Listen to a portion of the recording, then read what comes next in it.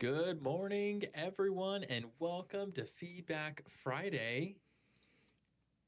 Uh, Nate, the member who made our Feedback Friday intro song is maybe not in the server at this time, so we're not going to go ahead and play their song for us. Oh, But good morning, welcome everyone to Feedback Friday. We are thrilled to get this going. Thanks for being here, everyone. We've got a very busy queue, so we got to get this going. Nate, do you want to do our introductory or disclaimers and things? We are on YouTube, by the way. Nate just posted the link in here. You're welcome to watch along on YouTube, or on the counterpoint, if you get your portfolio reviewed today and you want to go back and look at some of the notes or feedback that we had, you're welcome to do so via YouTube instead of having to take notes manually. Feedback Friday. This is where Tim and I talk about resumes, portfolios, and whatever design asset you're wanting to showcase today. The goal here is to invite you up on stage, learn more about who you are, what your goals are, and then take a look and review your design asset with a goal of iterating and making it better for you and, all the stuff that you're attempting to work on. Quick caveat for you because we are recording and live streaming on YouTube.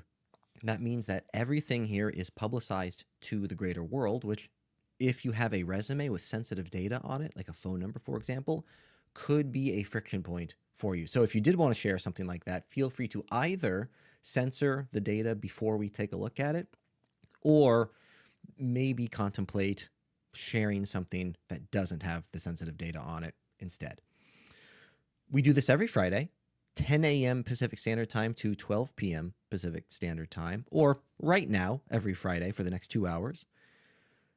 Beyond that, I don't think there's any other local events going on. Tim, anything on your side? Any announcements on your side? No announcements. I'm just gonna go ahead and get the stream up. Ba-da-ba-da. Real There's our fast for. stream. Oh, go ahead.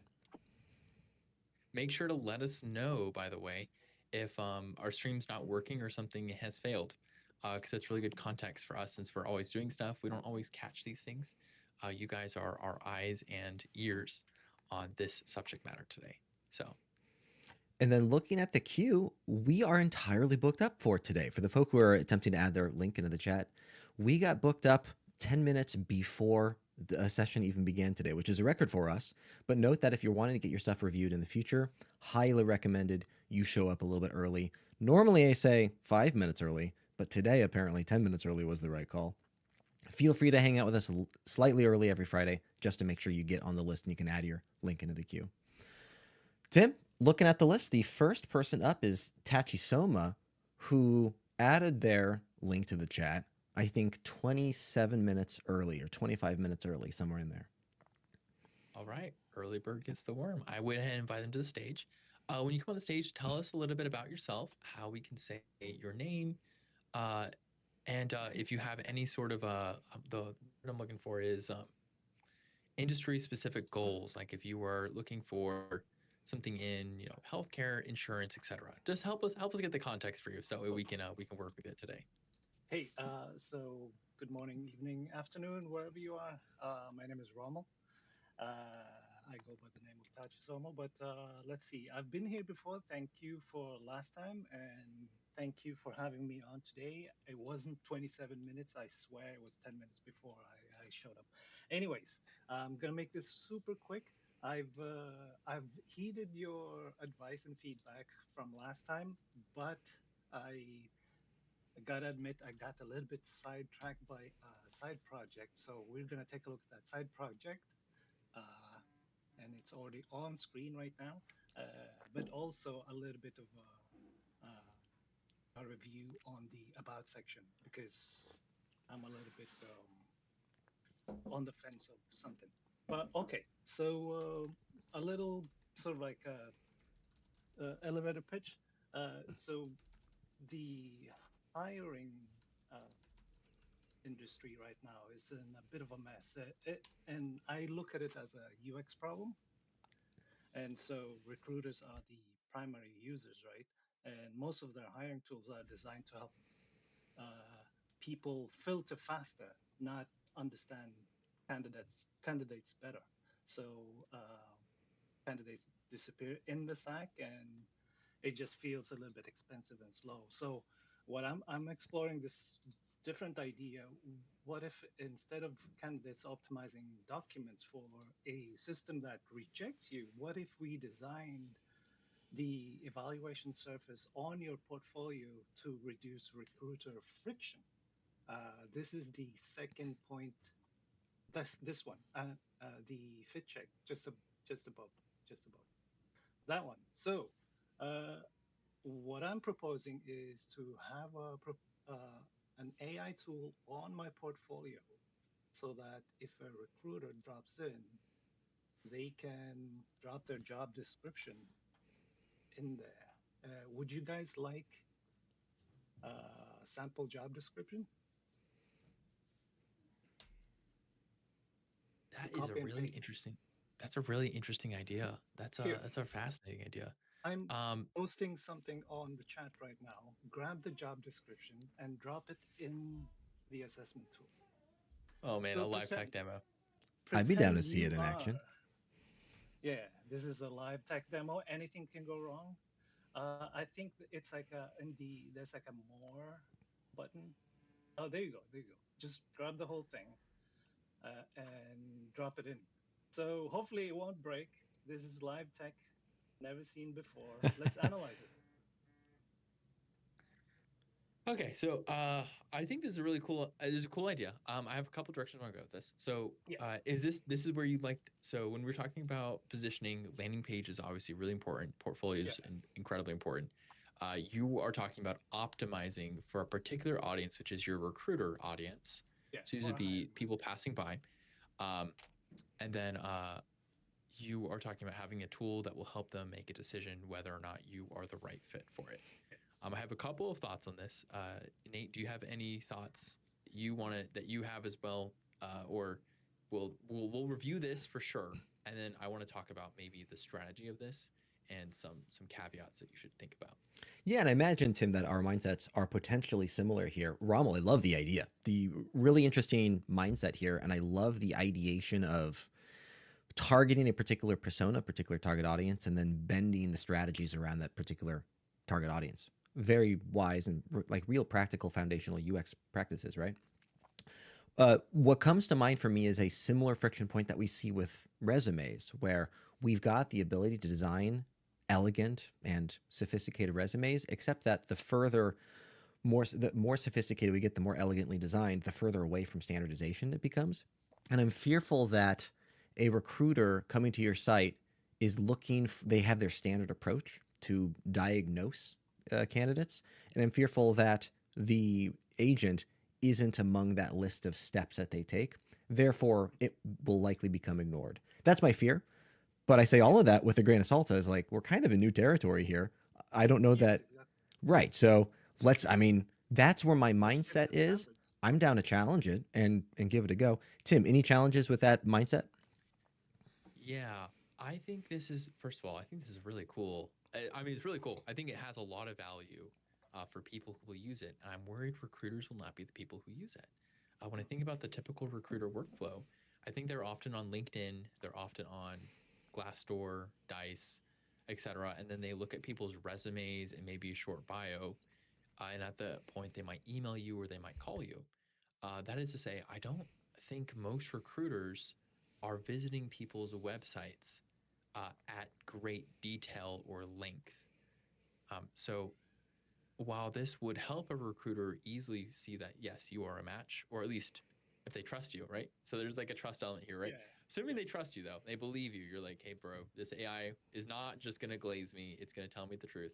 Uh, then I think there's also like a challenge of I don't think recruiters are going to come on your website and are going to think to use this tool for you.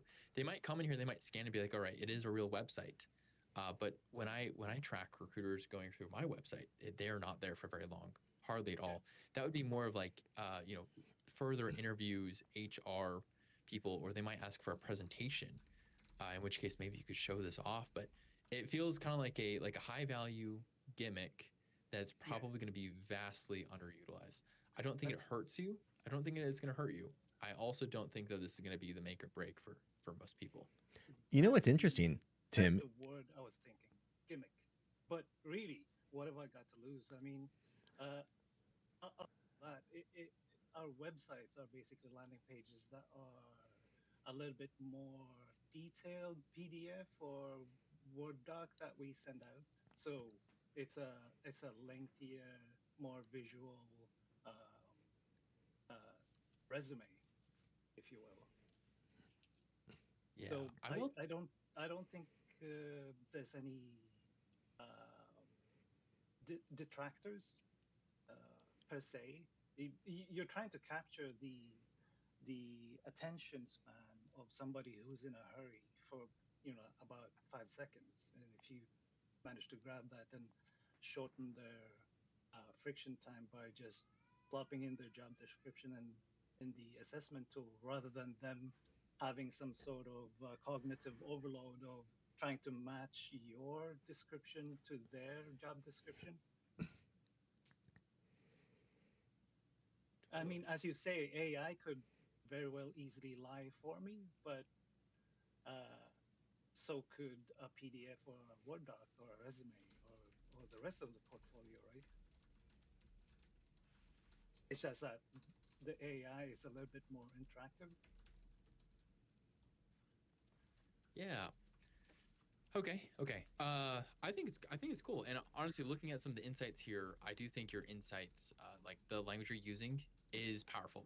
Can we talk a little bit about maybe the implementation of this on your website? Or like now the tech stack maybe. In More real like fast, the Rum, the also the feel free to channel. I don't know that we got fully to like what your goals are for this call, so feel free to channel us like in any direction if this is what you want to spend Oh, the okay, most okay. time on. Yeah, absolutely. No, no, this is fine. Cool. my first impression of a Sparkles fit check tool or even a link is about fashion. I don't know if anyone else in the chat had this experience, but people will do like hashtag fit check or stuff like that. I thought it was a fashion link where it was like looking at people's like their appearance or something like that. And the Sparkles also kind of made it feel a little bit less polished. So if I was gonna give some feedback about the user experience of this, I might choose a different word here that's a little more descriptive, especially if you're targeting recruiters. So maybe like job fit check, just adding a Oh, little bit of a qualifier for fit. yeah, And then also the sparkles. I don't think the sparkles are going to do a lot for you. Um, I think sparkles can communicate AI, but as an emoji, they may also just make it feel less serious or less professional. And we don't need that. yeah, You're like super qualified. Like you're yeah. perfect. You put a lot of thought in this. It's evident here. We don't need this to distract or be the thing that takes attention. So we'll move this so it's the least distracting thing. Additionally, because it is a little bit of a different tool for your website, I would consider making it a slightly different CTA. Like Yeah, if you think exactly. about work or home, these That's are places, whereas that's why job fit the check is, sparkles. it, yeah, it's an interactive thing. It's got like a you come here, you interact with it, you tell it something, Yeah, um, and so for that reason, might consider just giving it a little bit of a different CTA in your top bar over here, make it sure. stand out so people know to use it. And then you may want to add like a little bit of a disclaimer here somewhere that just kind of explains maybe your reasoning or maybe some of your prompt history. Maybe it's totally possible that people will come here and they might want it to run it through their own AI to make sure it's not biased, and so you may want to do like some prompt revealing or something of that nature, or like talk about your methodology, like a little brief thing. It just shows that it is honest. Now, I think that's going to be less important for recruiters, but more important for people like pure designers or possibly like leadership people who come here and are attracted by this idea of someone who's building AI tools on top of their portfolio stack. And that's appealing. That's very appealing. That is very that's a good tool to have. But being able to show that you have, basically you're doing a live case study, right? You built a product and you're just going to reveal some of the underpinnings of that product a little bit more than normal, just so that way they can see your thought process and reasoning. So you're going to make this a gimmick value, but also something that showcases your genuine skill and talent. Mhm. Can we kick the tires? Can we make it not do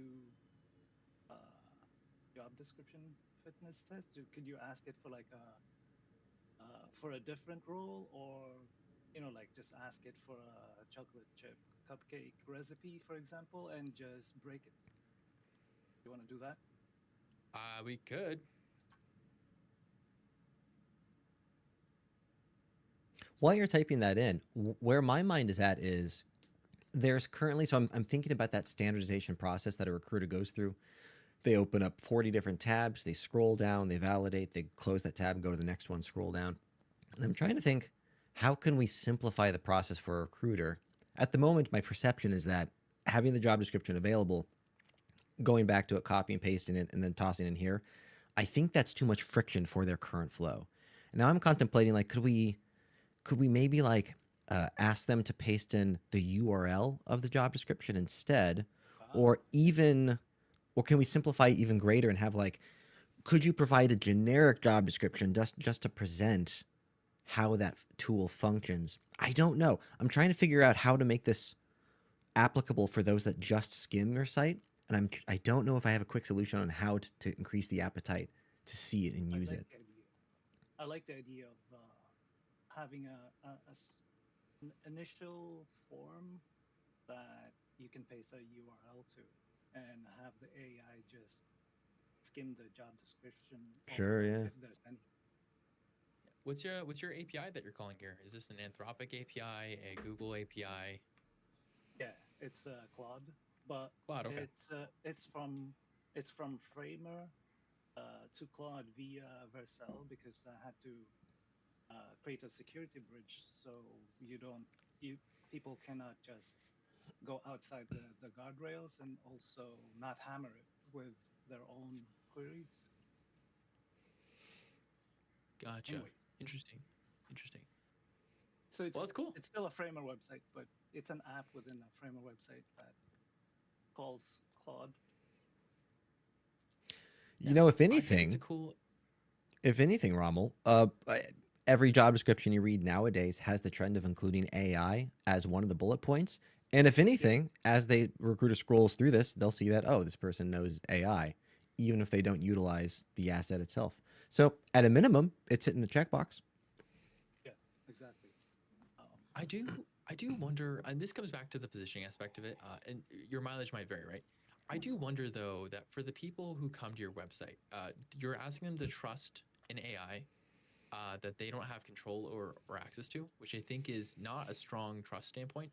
And then, like we said, like the fit check language here, and maybe even the positioning, the way it's presented here, it does not feel. It feels kind of out of place on here. And if I come to your website, I might be coming here to see examples of your work.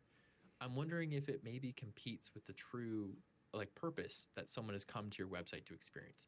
And so I'm not saying this is not a valuable tool. Again, like I said, this is an awesome thing.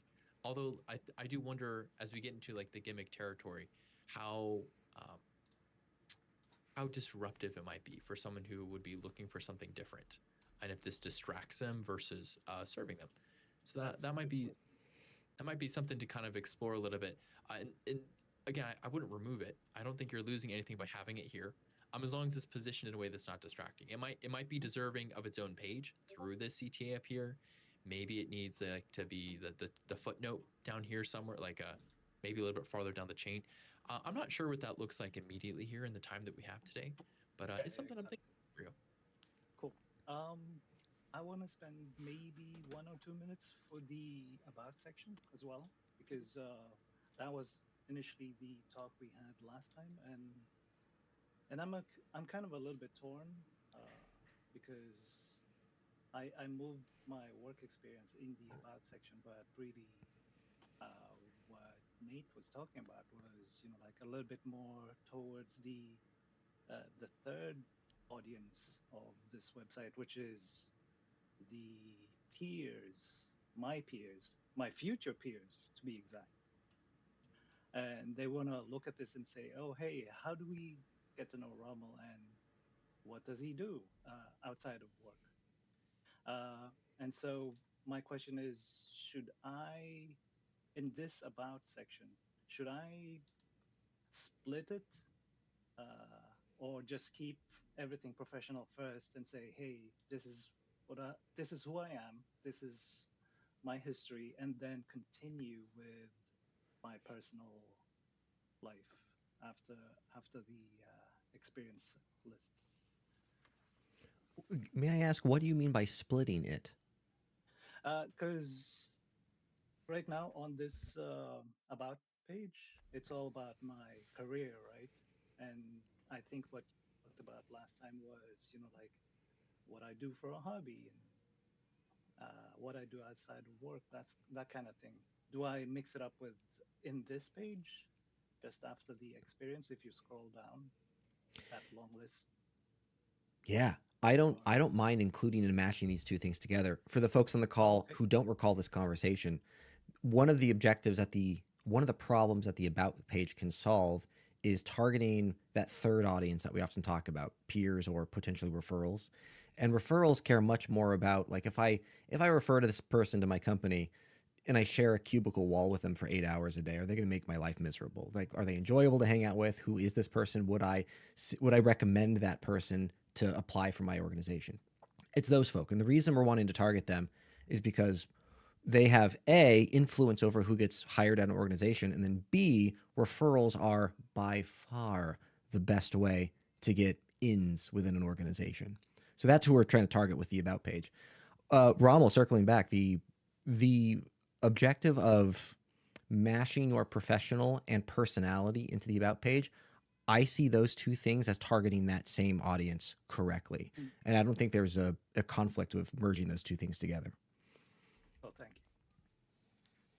I'm also in agreement. I do think if you look at like my about page, it has a lot more written word on it, and so I'm a fan of an about page that is lengthy. Noticing that people go to the about page as a qualifier action, so that means that they've already started to convert for you, and so they Mm, clicked into your about page to learn more. I think having lots of detail or information is basically playing into this person has come here for a specific reason to learn about you. You are going to give them as much information as you can reasonably give them so they can make a decision.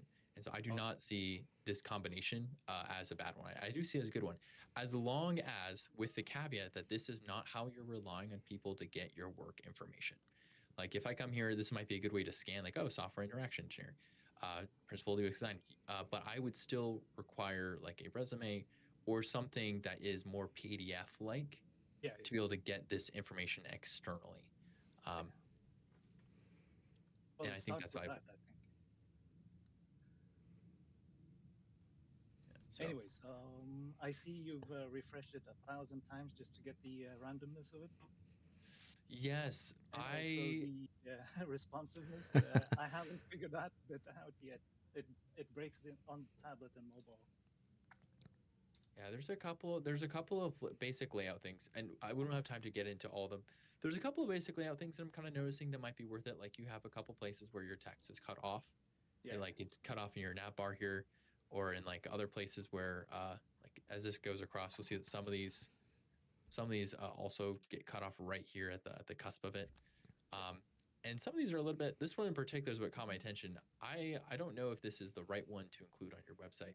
Um, it's a little bit extreme for the professional audience, but nonetheless you got to follow your personality. I also that's it. So like aesthetic and UI wise, I think there's probably some wins you can have. And I think that is actually pretty much all the time we have though. Yes. No no problem. Thank you. Rommel, really awesome. Super appreciate you showing off like this tool that we were able to take a look at. We rarely get the And it opportunity to worked. like challenge those Oh, things. yeah, Really it cool worked. experiences to be able to take a look at those. Actually, one quick question before we drop off. On the about page, would it be interesting to have an AI answer your questions instead of an FAQ? Like say, hey, what are his hobbies? And the AI would be like, oh, he does this, he does that. It's certainly if the recruiters are folk that would skip that utility, the third audience of peers would like of the three personas, peers would be the most likely to utilize it. Tim, I'm having a hard time coming up with an argument against it. The limitation I can see is that there's a chance that the AI will not surface the information that is critical that people would forget to ask. So if you're relying on the AI to surface essential material or information, then this is one of the shortcomings of anything that has summative powers, right? Is that sometimes it just when it summarizes things, you lose the ability to control exactly what the true context or narrative was. Right, right. if you were going to include like an AI tool, ask me anything that was in addition to your frequently asked questions, I think that would be absolutely Yeah. okay. Yes. But I would be cautious of saying the only way to get more information about me is through this AI tool. Although, since you don't have a frequently asked questions right now, I guess it's only additive. But I'd say you're going to run into maybe the challenge of, I might forget to ask, what languages do you speak? And actually, I become very impressed that you speak multiple languages. And so, like, that's something I just wouldn't see unless I knew to ask, unless you had it spelled out for me. So You for that could reason, also for that reason, prompt I'm a big AI. fan of this. Yeah. Oh, yeah. Sorry. You could. You I could mean, yeah. prompt You could do. AI and say, "Hey, you asked about this, but uh, also, uh, he speaks this many languages. Whatever. It could flex for me." It can do a little bit of an intuition, especially if you want to connect it to a pipeline like a post hog thing where you can start to build user profiles and have the AI build and pull that context of who it thinks this person might be and what their audience is. There's a lot of cool things you can do with it. Just be careful relying on that prompt Yeah. because it is not something. I mean, if you rely on it, that's fine. Just know No, that it's you not want to be the person foundable. who tells the story. So Yeah. Yeah. Cool. Thank you. Rommel, really appreciate the time. Haven't considered an AI job recruiting wingman before. Super fun. Next on the list, Tim, we've got Jazzy. Jazzy, if you're out there, raise your hand. I just invite them to the stage. Right. Actually, I might have to be working on something right now, so I will let Granddaddy go first. And I'll go after him, if that's okay. That works. Yeah, we'll chat with you in a little bit. All right. Granddaddy. What a username. They're underscore Granddaddy, if I recall. I think it's Josh. Josh, did they change their name? Josh Oh, Crandall. I think they did change their name. Yeah. Hey, I'm Josh. You can just call me Josh, not Granddaddy. You're not into All the right, Granddaddy representation?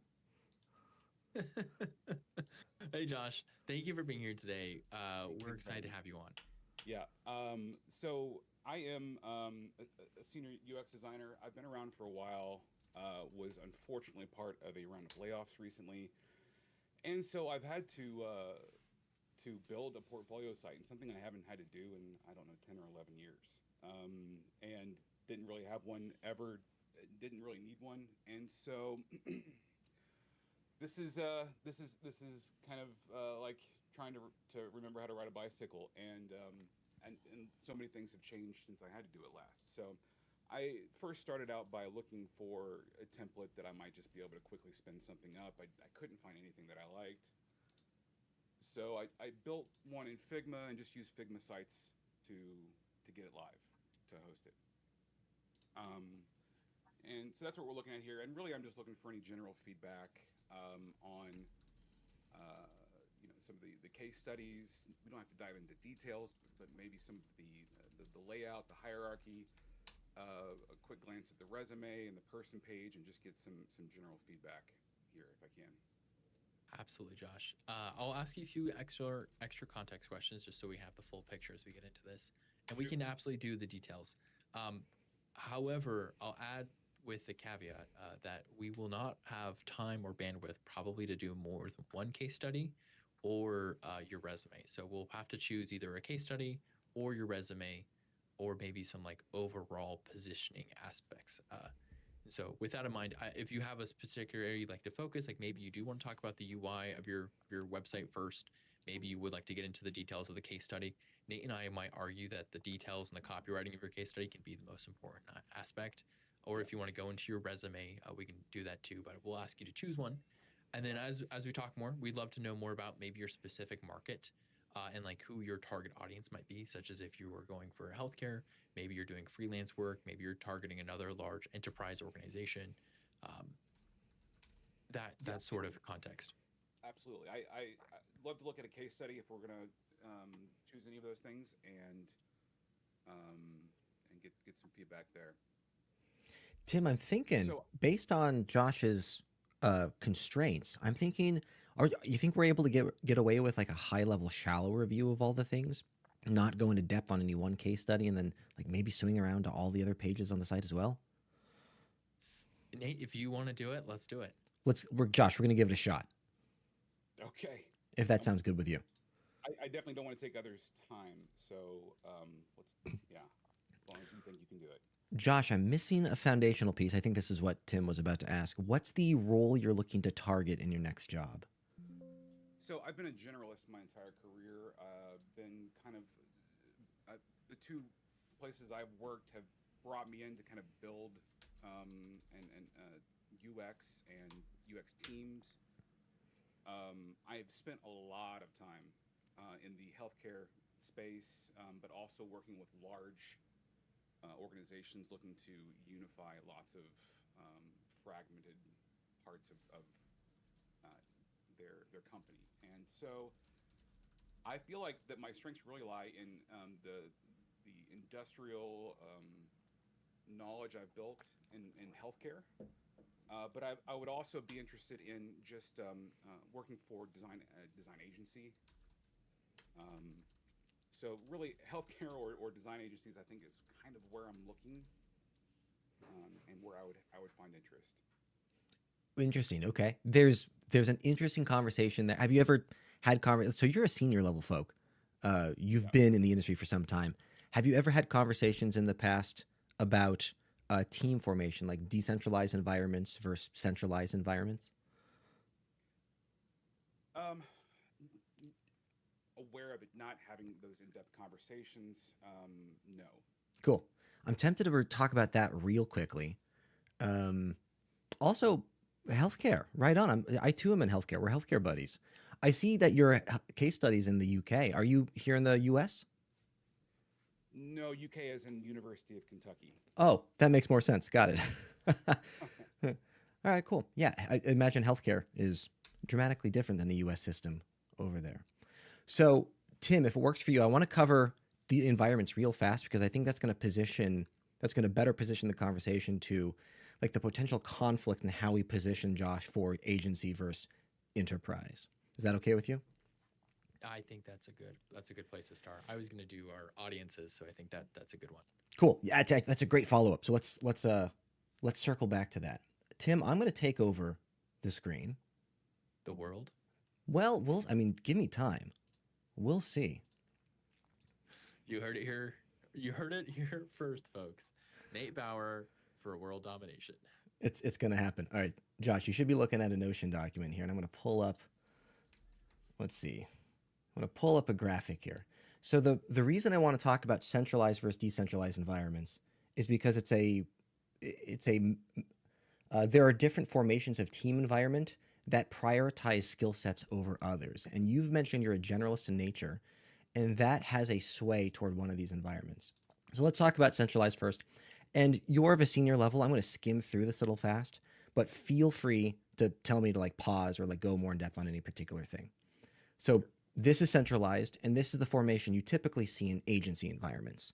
The idea that I say typically, you're more often to find this formation in agency environments.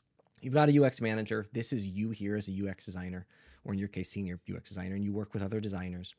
But in these formations, let's say like the UX manager has more work that they have effort for, a backlog that is increasing, and not enough employees to deal with that backlog. They'll try to scale their team. But in these environments, they'll say like, oh, we got Jim over here who's really good at accessibility, and then Stacy who's really good at design systems. So like, who's the specialist that we need to hire to enlarge our team environment and strengthen our formation? So in these environments, they typically more prioritize that of specializations or specialists. And that's why I'm wanting to bring this up, because you mentioned agency, but then you also describe yourself as a generalist. And I think this formation would be a higher friction point for you to pivot into. Then comparing that to decentralized environments, you're likely more familiar with this working in healthcare, and this is what sounds like more enterprise environments where you are on a particular product team. You're the only designer often on these product teams, and you have to guide that product team through the entire design process. Is that sounding more familiar with your background and experience? Yes, decentralized has been. It's been sort of a combination because decentralized is where I've worked with other teams. We call them pods. but where I actually had a role of sort of overseeing the other UX designers on pods. So it was a little bit of a both. Cool. So I think what you're for the folks in the chat, we're talking about centralized and decentralized. Know that there are other flavors. These are the two most common. But I think what Josh is describing here is this is what's referred to as a more hybrid model. I think Nielsen Norman Group calls it a matrix model, which is not a phrase I've heard elsewhere. But I think Josh, this is more what you're describing, where there's a product design manager. That person manages the product designers, but the product designers still don't really work together. They go and embed themselves on product teams and pods. Is that sounding more up your alley? Yes. Yeah. It's a little bit more nuanced, but that's probably closer. Got it. Okay, understood. So I'm going to give the screen back to Tim. The whole reason I'm showing this off is I'm thinking about how he best positioning you, and as we take a look at your case studies and portfolio, I'm curious if your target is enterprise, the skill sets that I then want to see should be geared more toward decentralized models or more generalization versus agency specific specialization. Is that sounding like the right direction for you, targeting like more enterprise environments? Well, yeah, and you'll see in the case study, it's kind of soup to nuts, and the it's showcasing everything from from the first client interview to post launch user research kind of thing. So. Cool. Yeah, really, really high level stuff. It's more about like team leadership and facilitation, it sounds like. Mhm. Cool. Tim, tell us about target personas. Okay, so well, I'll try to do this the way Nate does it, but something we often talk about is your portfolio, Josh. Just in case you didn't know this, I'm sure you do. Preaching to the choir here. Your portfolio is like a mini you. It's you on the internet, is how I like to say it. Except there's a catch, which is you're actually never on the internet. It's just your portfolio. So when people meet you online, your portfolio has to do all the explaining and all the capturing of who you are.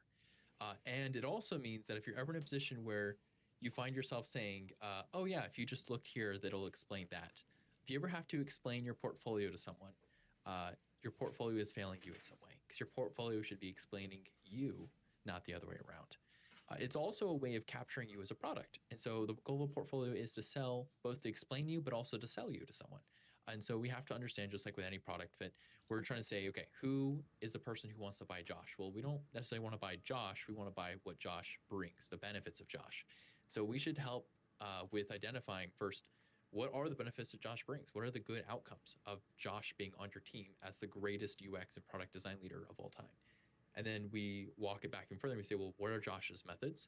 And then who is Josh for in that regard? And so all these things together, your who, your what, and your why, all combine into a powerful storytelling arc that really makes use.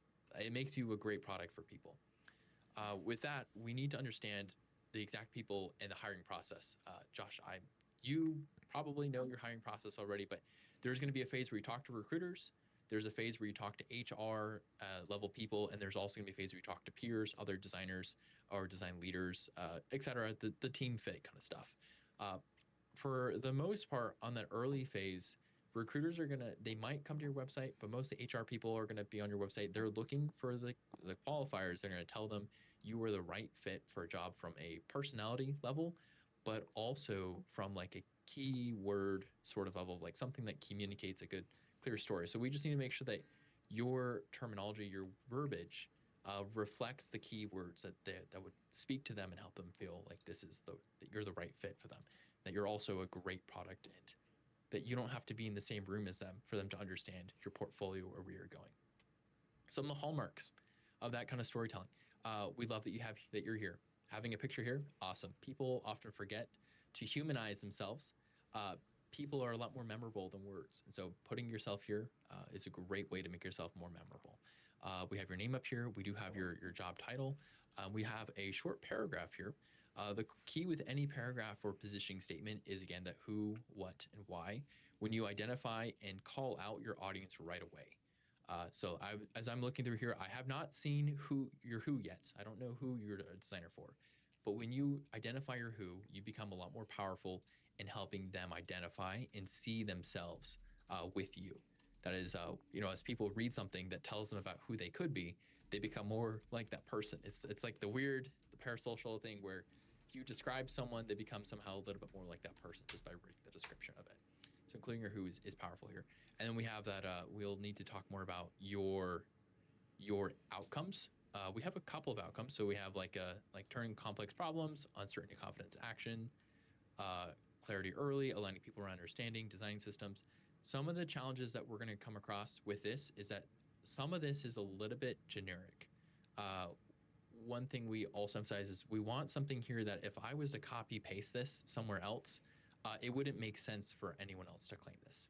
And you have 14 years, that is definitely a differentiator. So it's like not this is not like a copy paste on any UX or product design leader.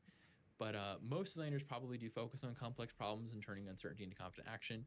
Uh, Focus on creating clarity early, aligning people, design systems, trust, empathy, thoughtful decision making. So these are good things to talk about, but we need some stuff that's also going to pad you out and make you like individually stand out in a market full of other people who might have similar skills or similar verbiage here, terminology.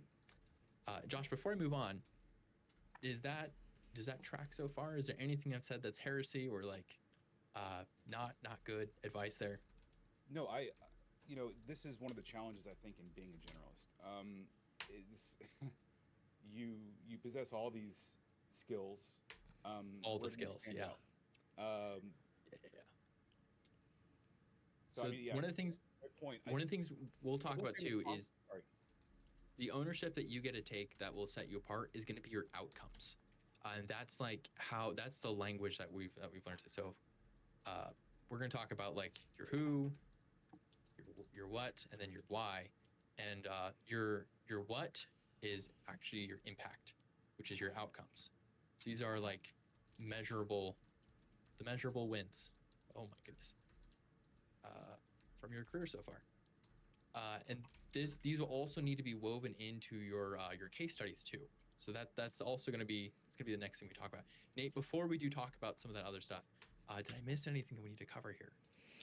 Let's see. I'm writing down a list. So I know we're doing a shallow view of all the things. Josh, I'm sort of writing a list on my side of like here are the quick actionables, low hanging fruits that you could potentially do now. One of the things that Tim and I attempt to prioritize on these calls is that we try not to showcase like all the possible things you could work on and instead try to narrow it down. Like what are the most important things you could do right now, and then come back in a week we can chat again.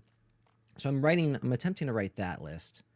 And I'm including in the homepage like the value prop, a single sentence value prop that showcases a specific audience and benefit would enhance the top section. And then I'm also writing down the teasing the individual case studies.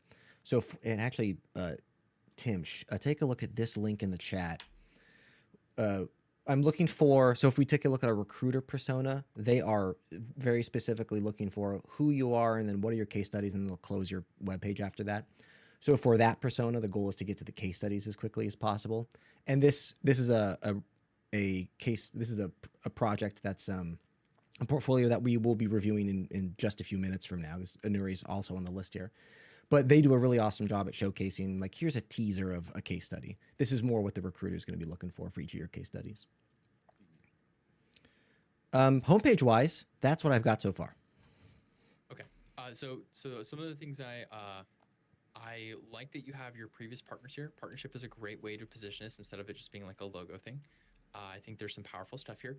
You may want to include, though, you may want to expand these and make them into a little thing. So like for GE appliances, and have like what your role may have been or what kind of work you did, some notable projects and the outcomes that you led there. For these particular featured projects, something very important is to create differentiation between them. Right now, as a user on your website, I have no incentive or idea of which to click between all of these. So I have like there's nothing that will signify to me which of these is the most valuable for me. I may only have a couple of minutes to look at Josh. And so I'm going to have to choose this one by default, which is what most people choose. But if you are able to bring more information out of this, such as this one is doing, where it's kind of saying like, here is the company. The company is important, but actually the most important thing is actually what I did. So here are the outcomes that are happening. I would love to see something like that for you, where you're differentiating this. You said you were in healthcare for a while, which is awesome. That's a power. You have got lots of stuff to talk about there. Probably lots of stuff you can't talk about too. So you'll have to generalize some of it. But making sure that you can really bring the story and get the early lens out. If I never click into any of these projects, I still want to know a little bit about what each project was about and your potential value on each of them. So these can't just be CTAs going out somewhere. They need to be like descriptive, powerful storytelling, little bits here. Additionally, I wanted to point this out really quickly from a UI perspective. This UI is looking very thin. We have a very thin typography choice here. It is hard to read over this particular image here, and it looks very busy and cluttered. You might be better off choosing a more solid color or going for a gradient and then increasing the the the font weight here, the weight of all your typography to make it a little bit more readable and give yourself a little bit of breathing room here. If you have a great little showcase of who you are, give yourself the space to like really own this. See here, like everything is kind of competing for attention, versus we can make a little bit more of a little moment for Josh, where Josh is here. You learn a little bit about Josh. It's very intentional. It means you also have to choose your words a little bit, so that way this is like very valuable real estate now. But give yourself a little bit of space, give yourself a little bit of room. Uh, Not that you can't have an image, just make sure that your image doesn't conflict with the readability or legibility of some of the stuff. Because in this case, like I can't appreciate this image and I also can't appreciate this text. And so both of these are taking a hit. Whereas, if you separate them out a little bit, you may get something there. Nate, how about we jump into this case study for healthcare, though? Yes, and I'm not going to review that case study specifically. I've taken a look at the case studies that Josh has, and I'd like to give feedback that I think represents all of them. So, general high level stuff like the ability to storytell, the ability to iterate, and that sort. Josh, is that okay with you if we stick to high level rather than going into a specific one? Yeah, that's fine. All right, cool. Your case studies are doing a lot of stuff really well. Like you've clearly got senior level experience here. Your amount of education and intellect in these processes is clearly represented here.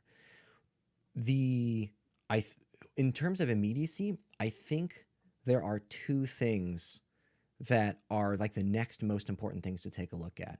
One is the amount of like verbiage that you have in the image to verbiage ratio. Images are just so effective at persuading and communicating information fast. So the problem we're trying to solve now is a recruiter, hiring manager, also those future peers. They'll take a look at your case study, but they're not going to read it. They're not going to read the entire thing. And their typical flow is they'll take a look at this case study, they'll skim through it. Maybe they'll find a section that they like and they'll read just that section, but then they'll go back to skimming. So then the quandary becomes how can we write a case study that's then consumable to that of skimmers? And that's where pictures just do a phenomenal job at communicating effectively and quickly. So the more imagery you can have, the better. And then the second item is leaning like really heavily into storytelling. And there are a couple of tricks we have up our sleeves to lean more into this. A quick barometer here that you can like validate and test if you're leaning into storytelling heavily enough is if we were to remove all the content from your case study and only leave the titles, theoretically, we should still glean an understanding of the story and the project that you're working on by just reading your titles. And Tim, if you head over, I see there. So, okay. So we've got some like coding H shenanigans going on. But if we were to just look at your titles, they feel more checkbox oriented, like project challenges, outcomes, and impact.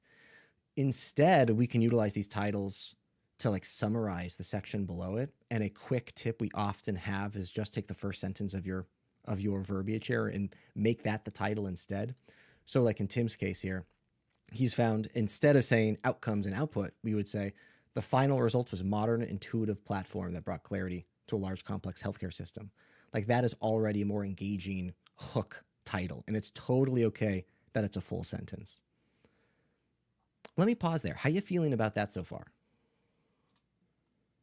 Great. Yeah, it's a challenge, right? This was a 5-year project. How do you do a good job of making it concise? Totally. And I've had some feedback on it so far, but not a lot. And I knew I definitely wanted to bring up the outcomes, that impact up front, try to get it clear, if you're gonna go two screen heights in scroll, I want you to be able to come away with something. And I think that's the Um, right call. I appreciate that It's a you're great adding mindset. outcomes Yeah. and impact at the top of the case study. Like you're teasing it and then you dive into more depth into the impact at the bottom. I think that's totally the yeah. right call. Unfortunately for this project and a couple of the big ones that I've featured, we didn't have that sort of quantitative KPI that I can just say, 57% more, whatever it is. It's a lot of anecdotal, qualitative things that it's hard to really, capture as. In fact, I think in this one, the fact that there was no feedback was actually golden, because they were fielding so many complaints about their previous system on a daily basis. The fact that it went to quiet was like was the KPI. So it was really difficult to try to find something that I can say that someone can latch onto as this is how we improve this system. Totally. I hear and I resonate with that. Uh, there's a secret, Josh, which is that none of us end up getting good KPIs, except for maybe some product managers or product analytics people who actually deal with the numbers every day. But in your case, I think there's almost no case study that we've ever come up against, except for those that don't have enough information. And Josh, just to clarify, we wouldn't accuse you of not having enough information here. I think you have great stuff here. Your skills on display, as Nate said. We have a lot of the right elements here. It's just about framing them in a way that is more favorable towards you. So we're doing a better service for the content that already lives here. But there's almost always in every case that we look at, there is a way to change the narrative from like what I did to what I achieved, and that is always through intelligent estimations, looking at user data, mapping out your reasoning, your process, because you made decisions, and those decisions were based on rationale, and that rationale as a designer for us is always measured in like people or outcomes, behavior changes, and those are the things that we want to hear talked about, especially from a leadership and strategic standpoint, right? You're talking about your product outcomes here, like navigate confidently across hospital services and conditions. That is a great user behavior. Can we quantify this or even estimate it into something that is like a business KPI now? So I think you have all this stuff here, and we can talk. We can stretch this out and continue to help people see the connection and the value here, because I might like as a designer be like, oh yeah, that is a really good outcome, but you could reframe this in a way that makes it feel a little bit more felt and impactful. And there's some things that'll benefit you. One is I think honestly, as I'm looking at this case study, Nate, correct me if I'm wrong, but I feel like there could be maybe even more here. Um, if this truly is like a 5-year project, I'd expect to see even more of the messy process, even more of like the in between, the strategizing, the little bits and bobs about like here's some things we thought about, here's some things we didn't think about, and more with regards to that. And the second thing that will probably happen, that to talk about your outcomes as a value will become a little more easy, is as you shift your perspective from talking about UK healthcare to talking about Josh. Just like we said at the beginning, that this is Josh's product, right? Josh is the product here, not UK healthcare. This case study is persuading me about UK healthcare when I would really like it to persuade me about Josh. I want to see this repositioned as Josh helped UK healthcare, who, I might need some context about like UK healthcare is a large academic thing, but I want the story to even begin with like what Josh did, what Josh was doing, uh, some of your ownership aspects of it, and then getting into like maybe a little bit of the problem framework, like what was the actual problem, and then I want to hear about Josh's approach on how you went through this. I want to see more ownership and more of you injected in here, so I know for sure that it was Josh doing this, and I can see Josh's reasoning and his thought process on here. Uh, is that okay feedback for you, Josh? Yeah, and so this was in a little bit more context. This was I was the single UX designer on this entire project. So it's like I might say things kind of generically, and it might seem like it's a team on this particular project, but it was really me. That's great. So So we should have nothing there that you don't have the ownership and you have put your hands on that. So all of right. it, all of it's yours. That's great. It's good. Well, I mean, even if you hadn't been, if it was a team project or if it was you as the sole owner of it, you should still have in the way you talk about this. This is Yeah. you telling your story that serves your product, which is you. So you control the narrative completely, and so you get to choose what to say and what not to say. And we would love for it to say more about Josh and connecting some of your reasoning, showing more of that reasoning, uh, so we can see it better. And then, like Nate said, as you take the mindset of making each section title like the summary, that also really helps bring some clarity, just like an abstract research paper might. Um, Josh, I think we're out of time. Tim, I'm I'm sure Nate's so got some sorry. closing words. I I will need to say talk about one other thing. okay. Uh, My last piece, Josh, for you before Nate says his last thing is I would love to see more consistency, and that would be consistency in the grid layout that you have here. Like right now, it is just there's a lot of different layouts happening. Some of it's left aligned, some of it is not left aligned. Some of it is in the center. We've got the grid breaks over here. We've got middle, left. We've got bolding, not bolding. We've got lots of blue for interactivity, but also lots of blue not for interactive stuff, or I guess it's more like kind of blue teal color. We have bolding here, different types of things here, but there's not enough difference between some of these, and then also the consistency is not for me, I just feel lacking here. So I would love to see that. I think that'll improve the aesthetic of this case study automatically just by improving the consistency and the grid layout that you're using here, as well as systematizing some of this stuff out, like what to use where, how to label some of this, how to create your hierarchy, and also improving the contrast between hierarchy. Like if you do truly have this as a header, it should be a significantly or like a it should have significant contrast between the headers to the body instead of it looking like basically just a difference of maybe one font, one typography size. And so I'd be looking for that stuff, and that will bring some visual relief to this, or with the information you already have in here, which is good information. Yeah, thanks. I definitely intend to tighten all of this up.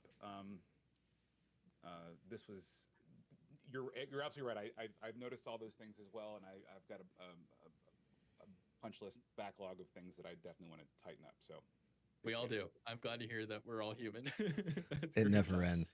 Tim, I'm going to take over the screen again. Josh, the last thing I want to talk about is like there are so many things that we haven't talked about just yet, and we could continue talking forever. So now my goal is, can I give you the tool to like sort of enable you to iterate moving forward, even if you're not talking with us? And that's where a tool like Notebook LM comes into play. Have you used Notebook LM before? Uh, yes, not to any real just playing. I mean, I'm with you. that's all. Yeah, I'm with you.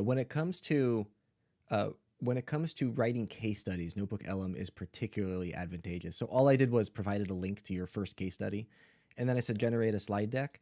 And now you're going to see how the AI would have told the story that you're currently telling.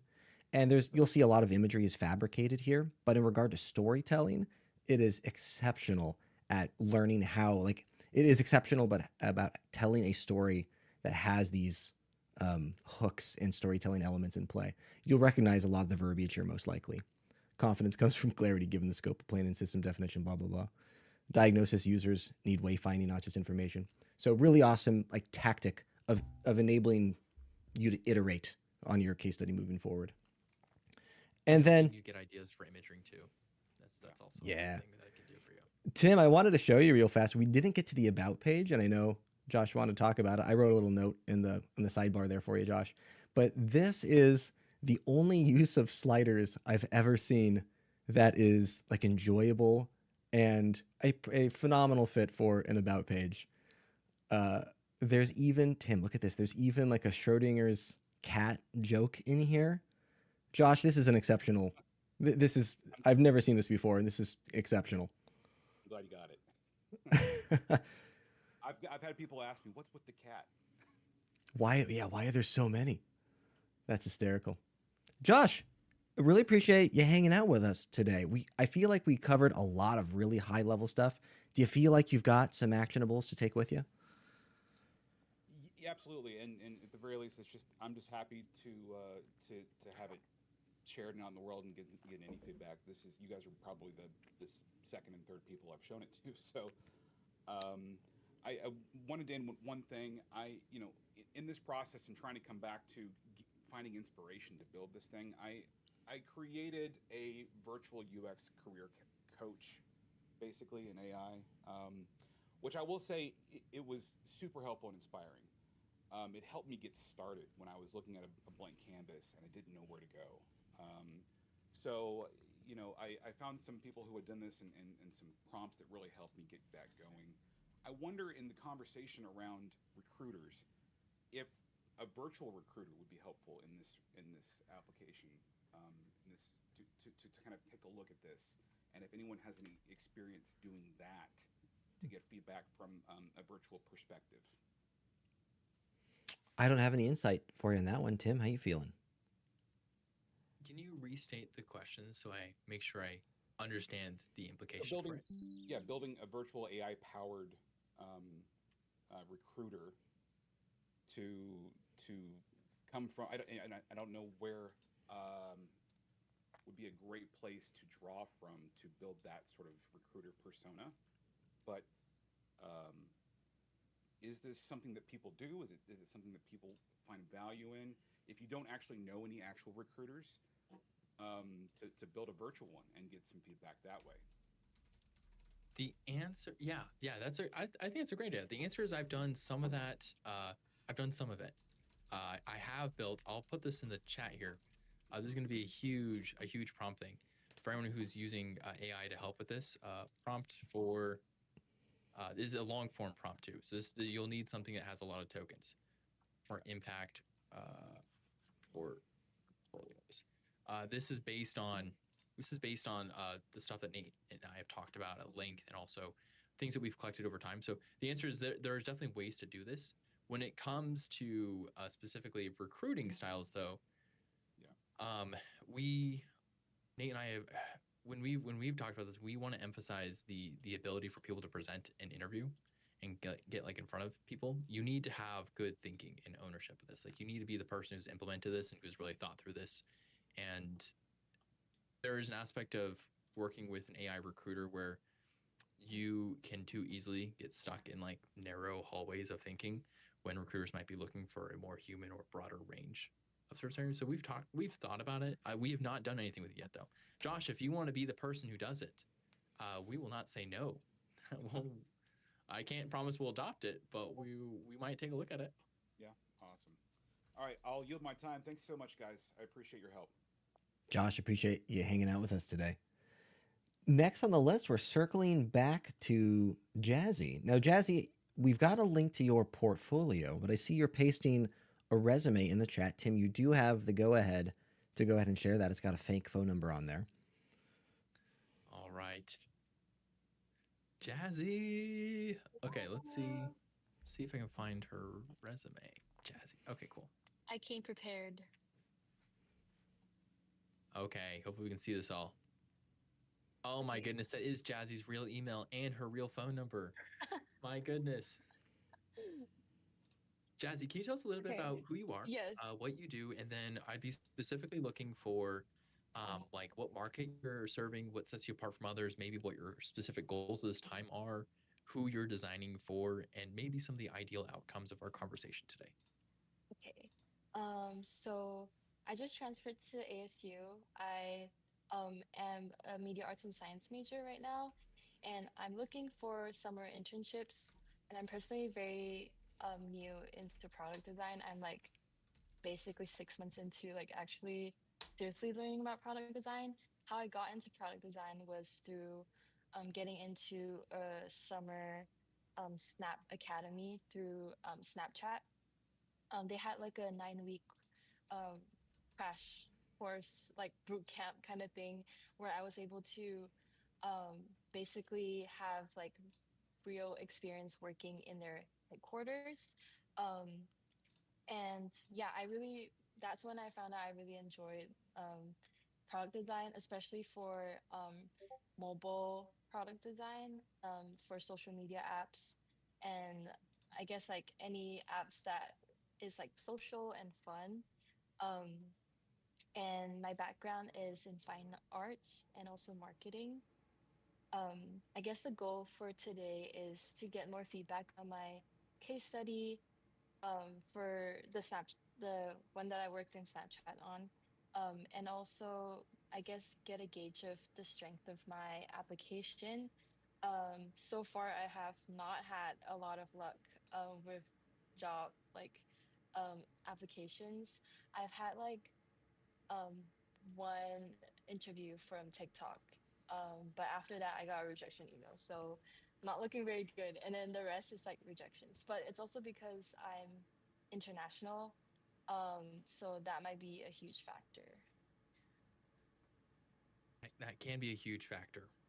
And we'll put this caveat. We'll probably I'm not sure if we'll talk about this more in depth here, but we should quantify that the market right now is pretty tough for jobs. And in order to get seen and recognized, the amount of surface area that you need for applications is quite high. Am I not sharing my screen right now? Okay. Thanks, Nate, for telling me to share my screen. Um, it's quite high right now. It within this idea that we'll probably need you're looking at basically like 100 applications to one interview is what it's kind of looking at right now. And then you need That how many interviews to get like an actual acceptance in a job? You might need like 10 of those. And so you're looking at like a high number of job applications over time to achieve an offer, unless your materials are so good that you can be the magic bullet. However, it's going to be really hard to craft a magic bullet unless you really headhunt everyone. In which case, you might have like 10 portfolios based on exactly what company you're applying for, right? And that can be pretty hard and untenable. So keep doing the good work. Keep working. Don't give up. Um, thank you. with that in mind, Nate, I'll do some quick overview stuff, and then we'll get into some of the deeper insights that Nate will have. But what we're seeing here, we have your name at the top, awesome. We have contact information here, awesome. We have your links that are spelled out completely, also really good. Remember, if you put your LinkedIn on here, if you put your website or a portfolio on here, make sure to spell those out just in case. You don't necessarily get the rich a rich PDF version of this. That way you can easily search this. If you don't know how to get, there's a way to get a short LinkedIn link for yourself instead of like the weird, like 20 numbers that often gives you. It's just in your LinkedIn settings. We do see a professional summary. We'll talk about this. Professional experience. It looks formatted very nicely. We have the name of the role, followed by the name of the company, followed by location. And we also have the dates here. Very clear, very easy to see this. Good bullet points that are structured well. They're not too short, they're not too long. We do have bolding for some of our impact numbers and high details. That's good. That's a good call out. We have education that's down here. Barrett Honors College, also awesome. And then skills and software. We have this here at the bottom. Okay. So at a glance, Jasmine, I'm seeing all the right stuff. We have all the right things listed here, group wise and like categorically. Now it's going to Mhm. be about making sure we wordsmith this and we get it to the point where it'll beat your first contender. For resumes, there are people who look at resumes, and then there are people who don't look at resumes, who we call the ATS system, otherwise known as the black hole or the black box of job resumes. Whenever you apply somewhere, it goes into a system called an ATS that will basically say how close of a fit for this person based on their resume are they for the job description. Uh, Mhm. some of these are proprietary, some of these are broad and general, some of them are quite sophisticated, and some of them are not sophisticated at all. And there are so many strategies that it's almost impossible to know what the right strategy is. So, some general things we recommend though is use single column layout, which you're using, have very clear written bullet points, which you have here. Use good separation via bullet points, and you have some keywords in here just for safe measure. But we might have some additional insights for you. Uh, Nate, I will hand it over to you since I've been talking for a minute. I'm sure you have some good insights here. I don't know that I do, Tim. So, Jazzy, we talk about resumes a lot. We look at a lot of resumes, and we Mhm. typically start high level, high elevation. Are all the sections there? Are they in the right order? Then we scoot in. Is the information there accurate? What the information is being presented? Then we scoot in even further. Like, what do the bullet points say? Well, you are certainly at a stage with this resume where we're hitting the optimization stage. Like, you are doing so many things with this resume correctly and right. And when it comes to the feedback I have, there is no low hanging fruit in regard to making this and iterating this to a better degree. I think you're killing it. How many? Let me just ask you, like, how long? What draft resume is this? Oh, this is like draft, I don't know, 15 or like 20. I don't know. I've Sure. had a lot of feedback from my mentor and like people I met from Snapchat, my brother, like grad students in ASU. So yeah, I definitely refined this a lot. And also from you because you told me that my hierarchy should be professional experience first. So I did that. Well, excellent. I mean, you're doing a killer job here. Though the professional experience isn't the first one. You've got professional summary here at the top. Oh, right. Yes. Uh, I have chosen to keep it, but I would love more opinions. what I'm hearing is that we've talked about it and that we argued to remove it, and you're choosing to maintain it. Yeah, Cool. Totally fine. yeah. Just as long as we're yeah. So I'm caught up now. I was going to go into a spiel about the benefits and sacrifices. Yeah, like my rhetoric is still that it is more of a distraction from that of a professional experience, and I'm real fearful that you're mentioning Gen Z in your summary as a method of embracing bias. Um, Mhm. but beyond that, like if you want to keep it, then there's nothing else to talk about there on that piece. There's My maybe a, my note oh, go ahead. my note in the summary is pretty close to that, echoing with the Gen Z user behavior.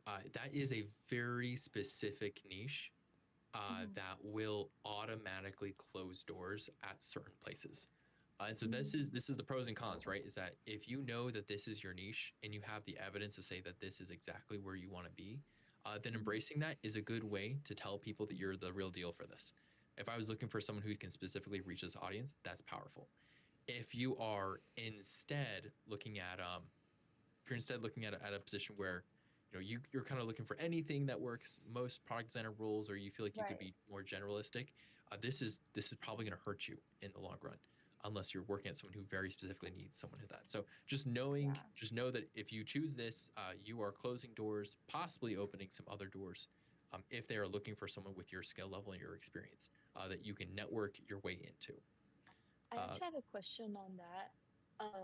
How often do they look for your resume through like directly from your website? Because my website resume is very general, but when I submit my resume, I like cater it towards the job description. So sometimes I don't put like Gen Z, sometimes I don't put like social media app design. I do more like technical. So here's where we would split target audiences.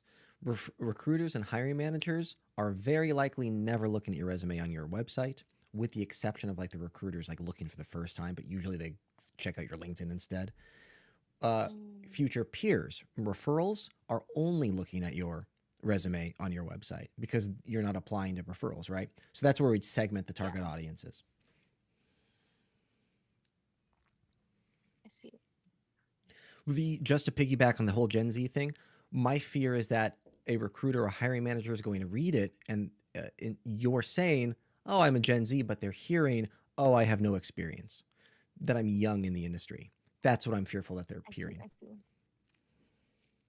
Yeah, I actually also have a question on internships actually, because in my mind, like internships is for people that don't really have a lot of experience, but I'm seeing that people hire like people get into internships where they already have like so much experience. So I'm just like, oh my God, how are we getting experience if they're only hiring people with experience, you know?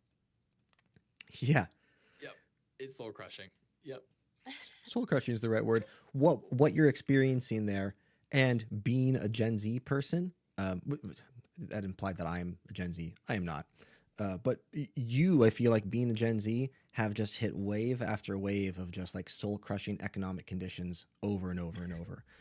In the current industry, being a representation of that pattern. So the hurdle now is we have low supply of jobs with a very high supply of employees. And with that, we're seeing senior level folk applying to mid level jobs, and mid levels are applying to junior level jobs. So now we're getting internships bombarded and consumed by folks who are not intern level. They're greater than that, and employers are taking and exploiting that particular market, which is a real bummer, but also, is a huge disadvantage for you. And that there is no quick answer to that, and it just really sucks. Mm-hmm. Yeah. Moving on. Oh, go ahead. Did you have a? Jazzy, don't lose hope though. I remember that you started this off by saying maybe I should just get out of this. Um, here is some advice that someone gave me. Mm-hmm. Someone who is very very senior to me gave me this when AI was first starting to like infringe on product space and stuff. I was like, oh, like maybe this is like really bad. Maybe we should like maybe it's time for like product to get out. And he told me, he was like so gruff. He was like, if you're worried now, you should just leave. You should get out of here ASAP because it's always been this way. It's Whoa. always going to be this way. There will It's always not very be encouraging. there will always be something going on. But guess what? It always sticks around. And so the takeaway for me is not that everyone here should leave and not do product design anymore. The takeaway is that we're very resilient, and the jobs, the things that we accomplish, is currently associated with the title, but it was not always associated with the title, and it existed way before. It was called product or UX, and it will always exist, way beyond that. So don't quit for fear of this right now. Um, but if just also know if this is where you want to be, just kind of keep that in mind. The reality is that it's going to be tough. There's lots of competition for it. It is going to stick around in some capacity though, and if you have the skills to be here with user behavior, that's good. Not to alarm anybody, the FBI just said hello to us in the chat. Yeah, I was looking at that. I'm about to ban them, so it's fine. What? Is it a good idea to ban the FBI, Tim? I have been wanting to play a game where whoever's on stage when I finish my cup of coffee gets banned. We could still do that at some point. Jazzy, moving on. Your resume is doing a lot of stuff correctly here. I really don't have other critique for you. The selective bolding, the use of selective bolding, I think is effective. The order of your experiences is effective. I think we chatted last time. Tim and I have an opinion that we shouldn't include dates on colleges, and you have graduated in 2025 for the city of Pasadena. And that's, we would argue you remove that, but the expected to graduate 2027, I think would be an exception to that rule. Tim, how you feeling about that? Yeah, so for expected graduation, especially if you're applying in internship level roles, that's great. You would include that. But keep in mind, and this is maybe a little bit less significant if you are applying at internship level. Just keep in mind that when Yeah. you start applying at like professional places, people like to do things that are illegal, which is, basically having bias based on your age and how old they think you are, and then making choices about whether or not they should hire you on age alone versus your skills, which is illegal in the United States, but people will still try to reverse engineer it. So just keep that in mind. Yeah, I didn't think about that, so that is definitely good to keep in mind. It's a thing that happens. I would if you wanted to, Jazz, it looks like you've crafted this into one page. This will be the last thing we have to keep going. But you have a very nice one pager here. And if you wanted to, keep in mind you can also do 2 pages if you have 2 very full pages. And so if you're finding that this is not quite getting the traction you want, maybe you want to expand something or you need more room to storytell, you could do something possibly that way. But Jazzy, thanks for your time and good luck. We're all out here fighting for you and for situations just like that. But it'll work out. Thank you so much. Jazzy, appreciate the time. Yeah.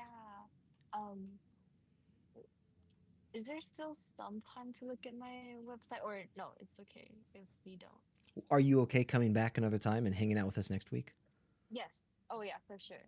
Cool. Let's do that then. I think we're going Alright. kind of slowly today, and we got to catch up. Yeah. Thank you for your time and feedback. I'll see you guys next week. Sounds great. Nice meeting you, Tim and Nate. Yeah, appreciate you. We have lots of Arizona stuff that we're gonna do this year. We've got lots of ASU people. Yes. So, Yes. let's do it. Let's do it. All right, next up is AJ. AJ, if you're out there, put your hands up in the air. Otherwise, about Tim's Chet? going to find you. Huh? Oh, cool. What about Chet? We got oh, we do have AJ. I see you. Sorry, Chet. AJ.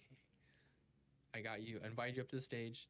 And I also it's a PDF portfolio. Is there anything sensitive in here that we need to not There show? isn't. I've blocked off everything. That Okay. should. Yeah.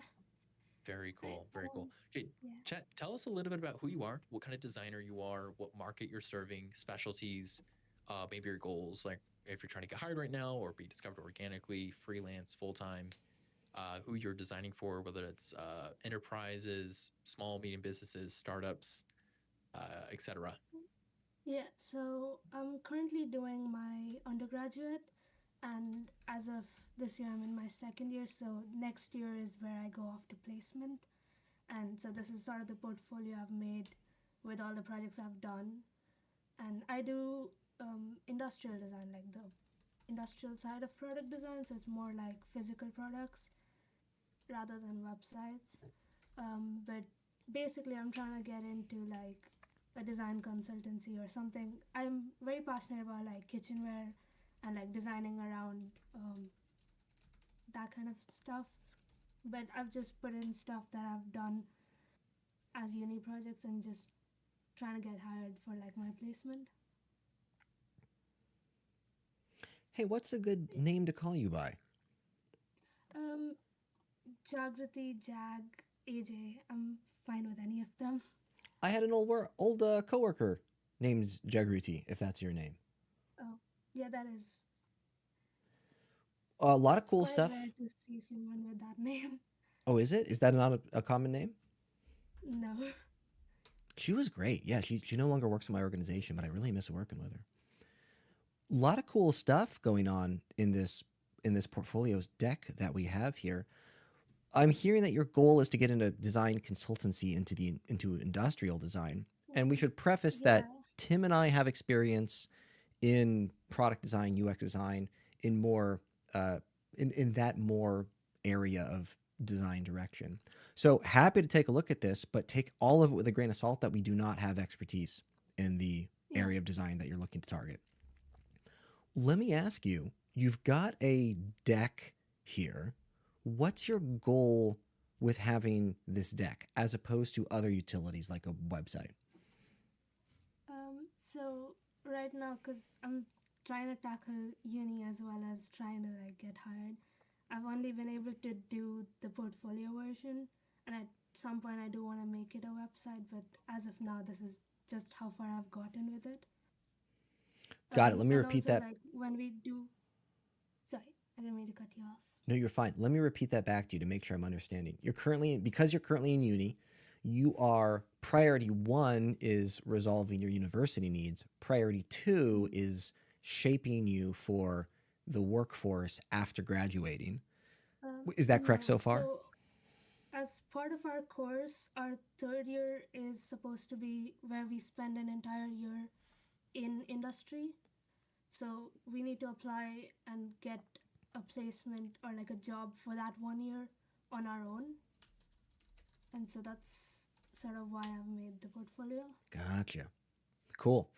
So, excellent. If that's the goal, know that Tim and I will have a general mindset of this PDF deck is a great prototype for your website, and then we should graduate to the website sooner than later. The deck itself isn't a strong enough asset to get you hired at any of those internship locations. We'll need a website for that. Mm-hmm. Yeah, PDFs and slide decks are the OG website portfolios. They have that. There's a reason that they're still around in some regards. They are strong. However, they are also very linear, which is that this portfolio deck can only tell the story really in two directions, which is forwards or backwards. When you may want to start someone maybe at the nothing radio or the exploration kit, in which Yeah. case the opinion of this impedes that. So if you're going to do a slide deck, I think it's cool to have one for all of them. It might be nice to separate them out eventually, even if you are going to say just in slide deck land, if that's more comfortable for you. Uh, but at the same time, I also see a lot of value in here. I think this is a really cool showpiece, and I'm not sad or upset or, I think there's some great stuff in here. As Nate said, we're going to be a little more generalistic. We do not know some of the specific tools or processes that would fall under more of the industrial type of design. even in the 3D space, although there are designers on Design Buddies who do this kind of stuff. Yeah. We're very cool to connect with. So we'll do our best to give you objective feedback here. Uh, I guess I would love to hear though what your specific goals for today are. Is there something that you're looking for feedback on? Is there a particular outcome you want to walk away with? I think mainly I want to see um, if what I'm trying to like communicate with each of the project kind of actually communicates my skills. Because at this point, what I've been told is the people that are hiring are looking for your skills rather than like they're trying to see if you can actually go from base level to like a good level of design. And I just want to see if my projects actually give that communication, because when I ask my tutors, they obviously know the project well. So sometimes I don't know if the feedback that they're giving comes from, oh, I already know the project, I know her thinking. And that's sort of, I just want to know if they're communicating what I think they're communicating. Yeah. And is the goal for this to be like a slide deck that you send to people as part of an application, or is this Yeah. something you would present to them in an interview? So this is what I would send to them as like part of the application. Gotcha. Gotcha. Yeah. Okay. Okay. All right. So, Nate, do you want to talk about? Do you have some general stuff? Do you have a place you already want to start? I have a couple of quick high-level thoughts I can give, um, but the value of them might vary. I've got a mindset that I want to talk about. Also, we haven't talked about cutting boards at all for obvious reasons. But like Tim, if you scroll down a little bit, there are some solid cutting. Like Yeah. scroll up a little. Look at that presentation, and that's clearly not a cutting board. That's a useless cutting board. But for like food presentation purposes, oh my god, that ripple is beautiful. That's got to be so hard to do. There's some cool stuff in here. I like this kind of things. Okay. Um, talk about the mindset, and then I've got Yeah, some stuff I want to it's chat. exactly what I want to talk about. God, you're so smart. Jagruti, I love where your mind is going with this. You came in, you asked a question: is this showcasing my skill set accurately? And I want to tweak that mindset slightly. So when it comes to Mm-hmm. product design, and now it's just like negotiating how much this applies to industrial design. When it comes to product Yeah. design, it's less about showcasing your skill set and more about showcasing your thinking. So rather than Mm-hmm. coming into the case studies with a mindset of like I need to show them what I can capable of, and here's the process that I go about solving things. Instead, I reframe that as in here is a problem that needs solving, and here's why that problem matters, and here's how I've gone about solving that problem. So it's less about Mm-hmm. showcasing Jagruti and more about showcasing Jagruti's thinking process and how you solve problems. Now, at the Yeah. moment, this presentation, in regard to like imagery and textual ratio, what a beautiful presentation. The images speak for themselves, and when it comes to looking at case studies, a common piece of rhetoric we have is that it needs more imagery to showcase some of this stuff. There's images are so good and so persuasive at communicating. When it comes to mindset, this feels very uh, objective oriented, as in like step one we're doing this, step two we're doing that, and I don't Yeah. care as much about that as much as care about like how you've gone about understanding what the business problem is and then why the steps that you're following are moving towards solving that problem. Let me Mm-hmm. pause there. That's real abstract feedback, but how are you feeling about that so far? I sort of get it. I'm not really like really sure, but I think I get it. The I'm trying to think of how I can iterate my statement there to make it more consumable. And this is a hurdle that you will face as your career matures, and as you grow in Mm-hmm. your career, you will um, you will progress more in the direction of breaking down business problems in smaller pieces. I see Tim's finger is on his chin, which leads me to believe he has an iteration here. I think what Nate is expressing is just the common misunderstanding that we used to say that you buy someone's process, and a process is important for buying when you're thinking about who you want to hire. Do they have a process? How do they go through things? Yeah. But what's more valuable than a process is seeing how you interface with the process along the way. So, for example, you have a process that's clearly out here, right? Design direction. Your process was ideating, 3D ideation, workshopping, and then you have a final product. And that is a Yeah. valuable process. That's good. Those are some good guardrails. What I would love to see maybe is the discussion and evaluation, some of like your internal thinking as you go through ideation, expanding this and getting into it. As Nate said, this image speaks largely for itself. At the same time, this entire process is constrained to one core idea, which is just the ideation, when Yeah. maybe there is more opportunity for you to show like your individual thinking here and your personal like discussion on this of like here's exactly why I thought about this. This is why I disqualified this one. Here's why I chose this one. Here's some evidence Mm-hmm. for that. Basically expanding on the scope of this. And so showing how you interface with a process is part of how you explain your decision making and your rational. And just like we talked about earlier, whenever you make a decision, there's a reason for it. And making decisions is awesome. And if you can show someone that you have good rationale for making decisions, that is usually the gold. That's a great thing to have because then they can trust you with any problem, and they know that your decision making process and your rationale is trustworthy and makes sense and speaks to them. It's also a bit of a better storyteller too when you're doing your natural thinking process because you become more persuasive. Mm-hmm. Um, Follow up on that. Because we're normally told not to put too much text on our portfolios. That's sort of why I've gone with like just using my imagery. But I mean, I'm open to putting text on it. I just don't know how to do it. Yeah, so the art of slideshows is tough. You heard it here first. Slideshows are hard. um, so one thing we're gonna want to this is one of the maybe the benefits of separating this out, right? Is that a 25-page slide deck is quite long, right? And if Yeah. you were to expand each one of these, that's like another 10, right? Just softball Yeah. 10 for each of these. That's probably more than you might need. But if you added 10 slides here, that's another 30 slides. So now you have to 55-page portfolio that's obviously too long for someone to get through in like a reasonable amount of Yeah. time, especially if you want to present it. So how do you do this? And so I think there is something super powerful in how you already have it set up where it's a workshop and you have all these images here. But because this is not you presenting this to someone, if I Yeah. open this up and I know nothing about woodworking, I know nothing about like Right. why you chose a specific grain or the texture of this or the experience of this, these images do a lot of explaining for me, but I'm also missing like your natural processing here. I'm only seeing the evidence that you've thought about it. I would Yeah. love for these to become uh, just to get into it a little more, like to spend a couple of bullets here or there, or a couple of big items up here, like choosing wood grain, like instead of workshop, like Yeah. workshopping the wood grain or workshopping Mm-hmm.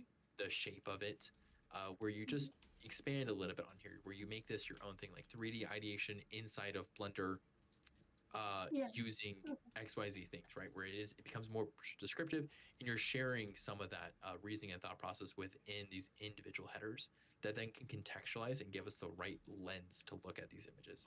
Uh, Yeah. however, However, it is going to be really, really hard to do a slideshow as your actual, like, when you give someone materials, because that is not what a PDF or a slide deck is good at, is having lots of words on it.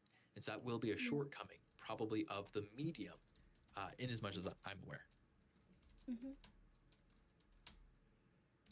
I think that was helpful. I think I could work on that. Thank you. It's really Jagruti, good already. I don't, like I said, I think there's a lot of good already happening here. I think you've gotten great feedback. Um, as a website prototype, this is a phenomenal tool. I think now would be the right time to say, okay, let's graduate out of slide deck and let's start tackling Yeah. an actual web portfolio. Mm-hmm. you want to add page numbers to these two. This is an index. It's Okay. Yeah. kind of interesting thing. Um, I just wish we had something that was a little more helpful, say like a little more actionable for you. Uh, if you do take these headers, make them your own, right? So instead of saying, research, you might say like researching XYZ thing, make it like a full sentence almost. Yeah. Design direction. I don't know if you can make this a sentence, but if you could make it a sentence, that might be valuable. Your Yeah. aesthetics are very nice. You're nailing the consistency of lots of images, but just adding a little bit more here to tell me and then make me more informed. The more informed I am as the audience, the more I can appreciate what you're showing me. And Yeah. otherwise, this work will go underappreciated. Like you do have all these sketches here, and then you have this right here. I don't know what this is. There's nothing that contextualizes what this is for me. Mm-hmm. So maybe this needs its own slide or something where you can separate this out. Or maybe you want to do, you have even more sketches that you're not showing that you could show somewhere. Yeah. I don't know. But yeah, I would expect that this would be a great presentation if you were speaking and sharing it. I don't think it's going to tell me as much about you as you would want it to if it's the first time I'm meeting you. Yeah. I pasted in the chat. Here's a format of case study that when you graduate to website, this is closer toward the general format that we would follow. And this format is a solid beginning. Like you can then take this and augment and iterate from there. But if you were to have each of these sections, it's hard to like miss a section. It's a good outline for a case study. So when you graduate to website, contemplate following that particular process.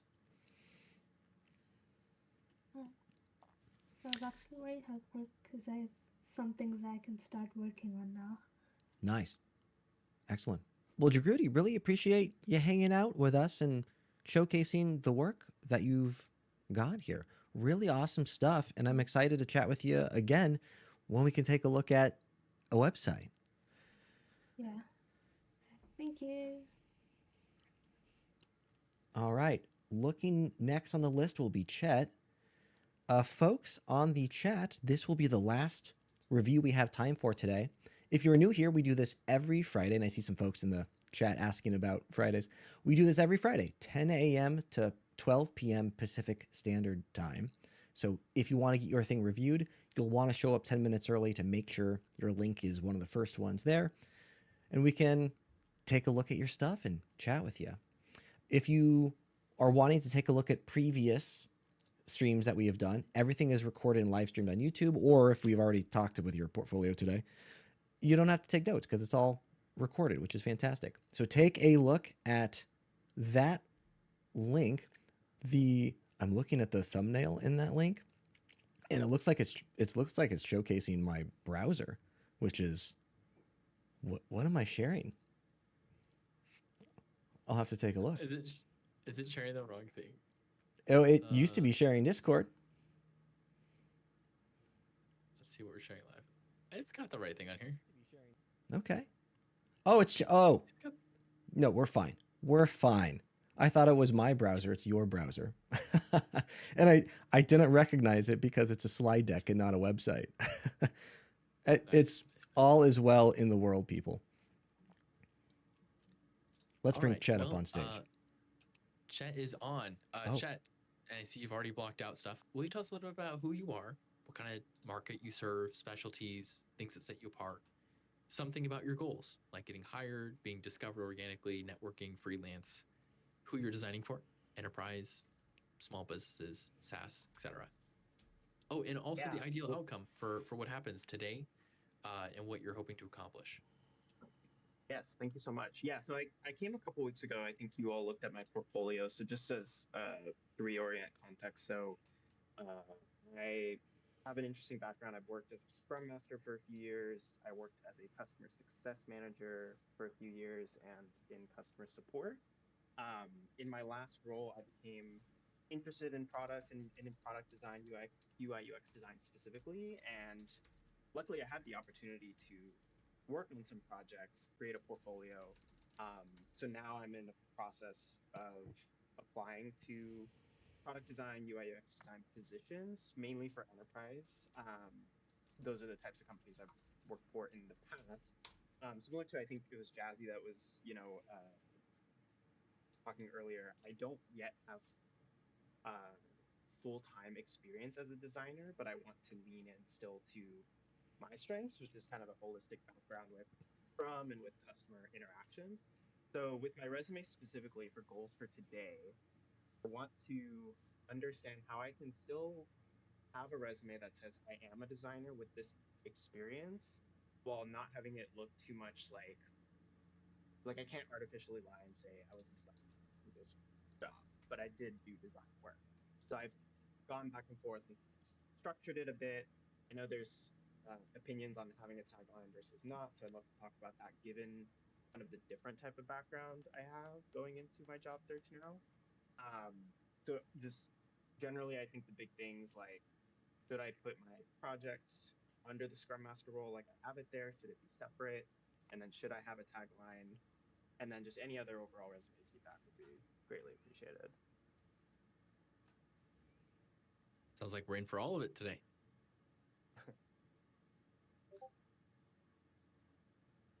Okay, Nate, as I'm thinking about this, where do you want to spend the bulk of our time with this resume? There are a couple of things we can talk about. Chet, good to talk with you again. I remember chatting about your experience. What a fun background. Chet, you and I are very similar people. Like we had described, like I'm also a Scrum certified Scrum Master, though it's expired. I have no doubt. But I also grew up in the Bay Area, and I also currently live in Seattle.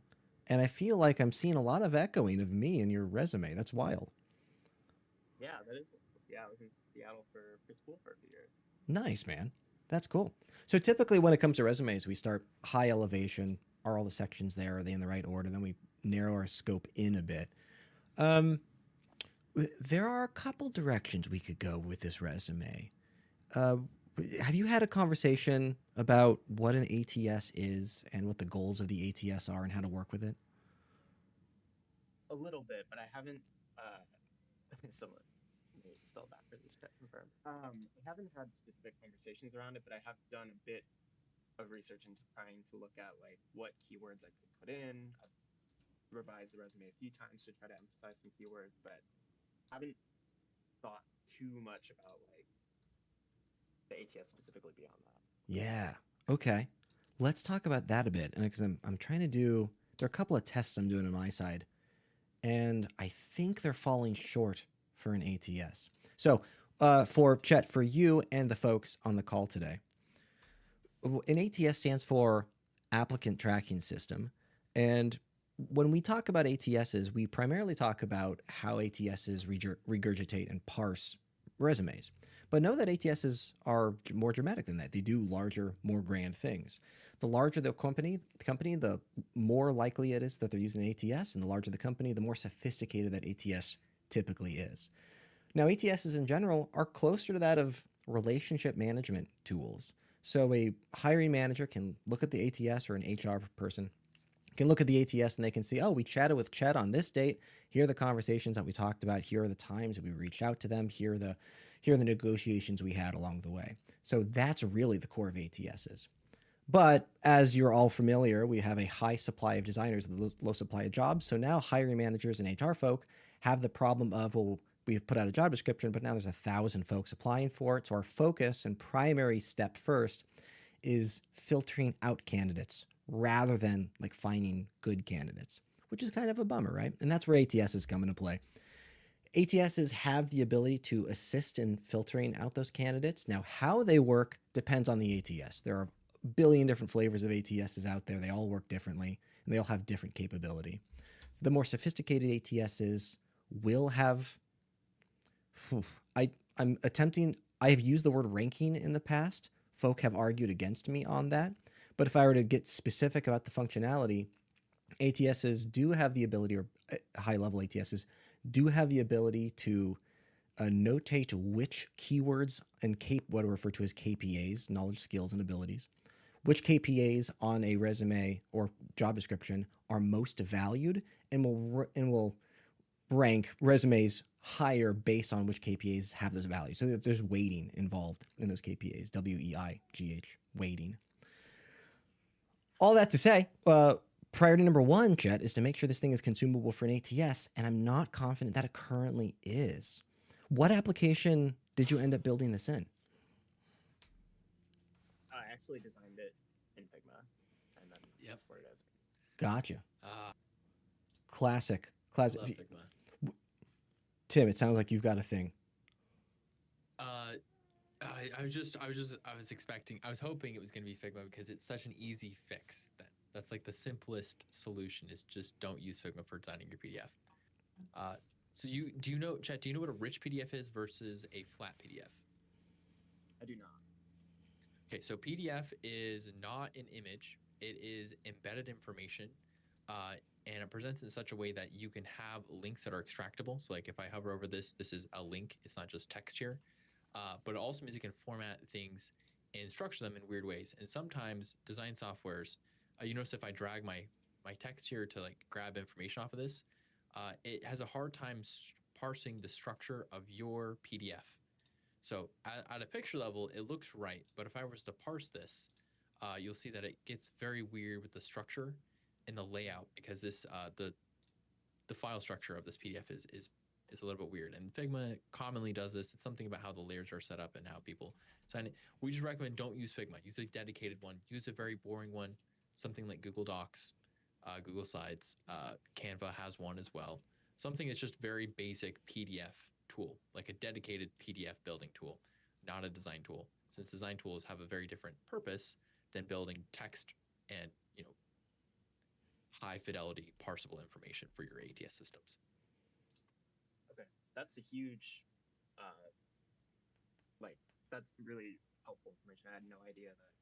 Yeah. Thought all So like, PDFs and were kind of equal. So this is also why we recommend don't using multi-column layouts. So you see here you have a portfolio, you have your contact column, and then you have your info column. If I was to copy this, Chet, product designer, San Francisco, portfolio, product designer, kind of over here. I don't know if you can see my mouse, but I'm trying to drag over it.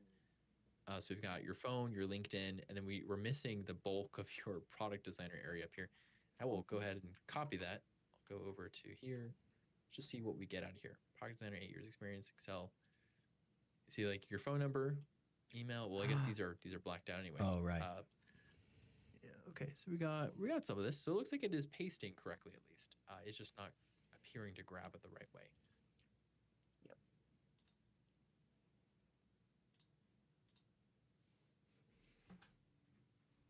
Sorry, Nate, I didn't mean to cut you off. No, I've got to sneeze. It's dangling there, you know? Now it's going away. Okay, so well, that'll be a good win for you. Another thing, as Nate's talking about this, the ATS system is a machine. It is not a person. It does not have thoughts. It cannot have opinions about how well designed your resume is or how aesthetic it is to look at. Just about how good the information quality is and making sure the layout makes sense. So for that regard, multi-columns are going to be kind of hangups for some ATS systems. ATS systems, ironically, even though we call it the ATS, it's not one uniform monolith. There's not like an ATS platform. There are lots and lots of ATS platforms. People have their own custom versions of it. They have different rules, they have different priorities. Some of them are proprietary, some of them are rented. And the challenge with that then becomes like, how do you build something that is consistent for all of those rules? And the answer is play it safe. Some ATSs are very good at parsing information, and some of them are not. Some of them are going to be able to, get the PDF information out of this file very effectively, and some of them will struggle with the way this is laid out here. Some of them may use images even. Some of them might actually be ATS/ChatGTP under the hood because they're just using AI instead.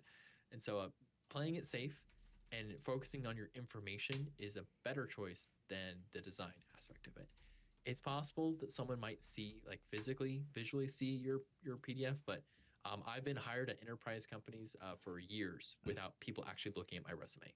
So just know that the ATS is usually what is your target with these people. You have to explain your resume to the ATS robot, not the people usually. So The ATS robot. Chet, I got a couple other things I want to talk about. How you feeling about all of that so far? Good. No, this is super helpful. I've always wondered. I've kind of gone back and forth on how design-y the resume should be, and I've done a bit boring one before, done like a little bit of an aesthetic before. So that's super helpful, I think. Boring is the right call. And it's even a bummer because like you'll then come up with the argument, well, what if I print it out and hand it to somebody? Should it then be designed? Yeah. And even in those occasions, at some point your resume will still need to enter the ATS for their own management needs. So even then it should still be ATS compatible. Boring is the right sacrifice. Can you imagine printing your PDF and then someone scans it? Like, you've lost control over your PDF totally at that point. You have no idea the quality of their scanner or any of that kind of stuff. it gets hairy. Lost control in life. Chet, there are a couple other things I want to talk about, and I love talking about resumes like this because there are a bunch of low hanging fruits that we can solve to dramatically excel your resume really quickly with very little effort, which is awesome. I love it when these happen. First off, let's talk about SEO. ATSs are now SEO tools, which is a weird thing to say, but they are. And one of the quandaries or one of the fears I have with your resume, it just doesn't have a lot of words on there. And if we are now utilizing ATSs to job description match your KPAs versus job descriptions, more words is just now better. Now, don't like fluff your resume with a bunch of other stuff, but like we just need to add more words onto it. The quandary is if you apply for a job and 10 other people apply for a job and their resume has more words on it, they're just going to hit more keywords that are relevant to the job description. So the ATS will rank them higher.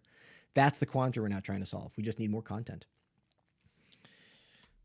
Also, there's a couple of titles I want to shift. So, for example, your experience section doesn't have the title experience. The reason why that's a quandary is the ATS, but also like when you apply for a job and you upload your resume and then it tries to fill out the application for you, it just may not recognize where your experiences are because there's no title for that section. So we just need to slap an experience title on there.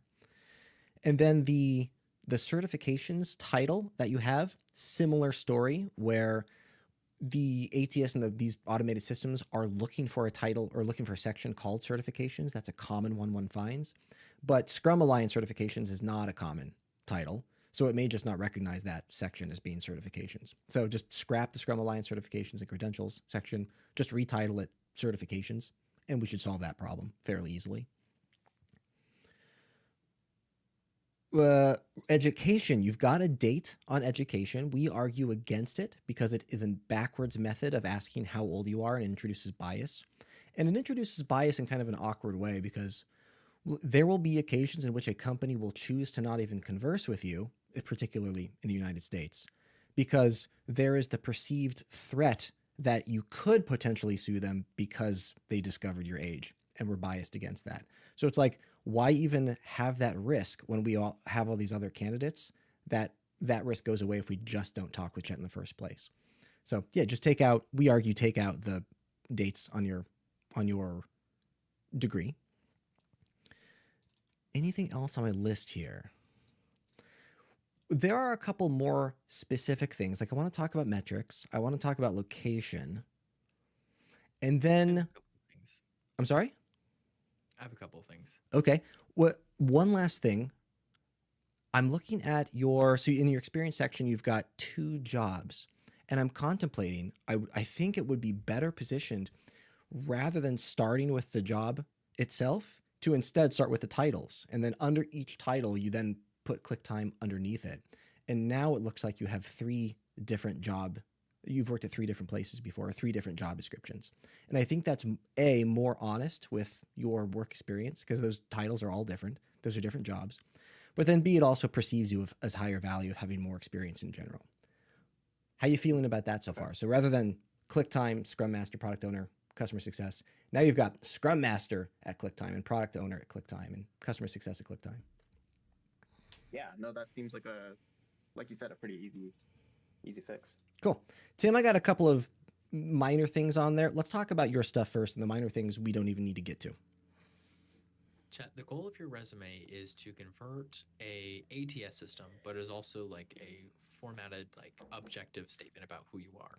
So some things we're going to notice that we need to know your name, we need to know your role, and then you do have your location here. Nate's going to talk about whether location is a good idea or not. My opinion for you is going to be whatever you choose there, it is not the same priority as your job title here. If someone is looking at this, it is kind of relatively hard to find your job title, your statement here.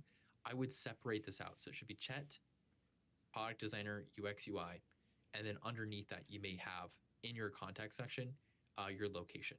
But I would separate this out so people are able to focus on this as your primary thing, and that you're not limited to work in the San Francisco Bay Area, but that might be where you currently are. We, of course, already talked about the column layout issue. We should probably just not use multiple columns here. You don't need to list this straight up and down, but you might just have these kind of separated by columns or pipes going across. You have a resume section. Resume is very tough. It takes up a lot of real estate without necessarily being super effective, because you describing yourself when the goal of the ATS is more to get like experience stuff rather than summary stuff. When it comes to writing a good, effective like summary or statement at the top of your resume, make sure it is something that is very objective and describes your professional value very clear. So, like, I excel at establishing strong partnerships with users and developers. This is a statement that's good for a portfolio. This is not a statement that's good for your resume. Uh, you should leave it more in the sense of like 8 years experience across customer success and agile methodology, uh, which is introducing multiple job titles that don't align with your product designer job title. So that's something to think about too. Is now you have conflicting narratives, but then maybe talking about your predictable delivery, your measurable business impact, just giving those numbers out here. So like had ownership over products with users and developers to create predictable delivery and measurable business impact. Tell me what that measurable business impact is rather than just calling it measurable business impact. That would be a better summary. In that sense, it becomes something that's not copy pastable across other people, right? You don't want someone to look at the resume and be like, this is obviously AI generated. Any product designer is good at establishing strong partnerships with users and developers, has good delivery and measurable business impacts, hopefully. You want it to feel much more Chet. You want it to feel like it's part of you and something that's clearly evidenced by your experiences here. As Nate said, I'm also going to be a big proponent of moving these down here. So Scrum Master, pipe, click time, then maybe a pipe, and then the dates you were there, because click time is awesome, but your titles are more important for telling the story about your experience here. So you want to see this here, and you might want to say even like, Keep in mind we since you're can't going see into your product, cursor. oh, you can't see my cursor. And I wish I had the pen tool, but I'm not, for some reason, pen tool's not showing. That's awesome. So like you have click time and you have Scrum Master. I would love to see with in this maybe applying some of your framing that you have product designer. So, maybe you might say like UX, UI, or like developer Scrum Master, something in a sense where you can kind of contextualize the statement a little bit and make it a little more niche and focused, so it makes more sense why you're currently targeting product designer roles when your most previous role was a Scrum Master. That's going to be a question people are going to ask you. And then each of these bullet points, there's just not a lot of information here. Nate talked about this. I would love you to build each of these out and take them much farther. It's okay if you don't want to talk about your Vond ones as part of your experience. In that case, I would say call this section experience, Scrum Master, click time, product owner, click time, customer success manager, click time. And then you might have a section called other experience. And then you might have success customer, sales associate, or sales at Vond, can't even, all of this at Vond. That would be my recommendation for you there. And then making sure you take each of these beyond one line. Aim for probably 2 lines per bullet here, just to give yourself more room to talk about each of these. You already have some of the right format for your bullets, where you're designing a personal task selector interface in Figma. So that's your what you did. To improve user flows, that's your why you did. And you have reduced clicks by 30%. So that's like the impact. I would go ahead and reframe that. I would say like reducing, so I'd either say improving user workflows, or maybe reducing clicks by 30%, leading with your impact, your outcome, and then going into a little more detail about how you achieve this. So design personal task selector, that's a huge thing. Can you break this down a little bit more? So it might be like reduced user click by 30%, leading to an improved user workflow and better adoption of a feature by user research and redesign of a personal task selector interface. Right. So this is like it's a more descriptive story about how you did this, and it gives more information. And that 2 lines really just lets you tell way more and make each bullet a little bit more intentional and impactful. I'll stop there. Are you feeling okay with that, Chet? Is that adding up? This is super adding up, because I think the last, when I was in college and I was job searching, the notion at the time was like, keep your resume 1 page all the time. And so I think I've stuck to that in my mind. But it's interesting, even with the previous one you looked at, you mentioned it's okay to do 2 pages because now we're just only optimizing really for the ATS. So it sounds like 2 pages, lots of words. That's totally fine these days. That is totally fine. Yeah, and I think the one page artifact, and we've talked about this on stream before, but it's kind of an artifact of having to print your resume and then trying to not let it get lost when people are handling papers, right? So 2 pages of a resume is like two things that could get separated, and then you're missing the back half of someone. So if it's all on one page, can't lose it. You always know all the information there. You have a very reliable narrative. Now people don't print resumes really. It's all ChatGPT. It's all online. It's Google Workspace. It's shared. In that case, it's okay to stretch to 2 pages. Take advantage of having more context, more keyword packing, having more ability to control your narrative.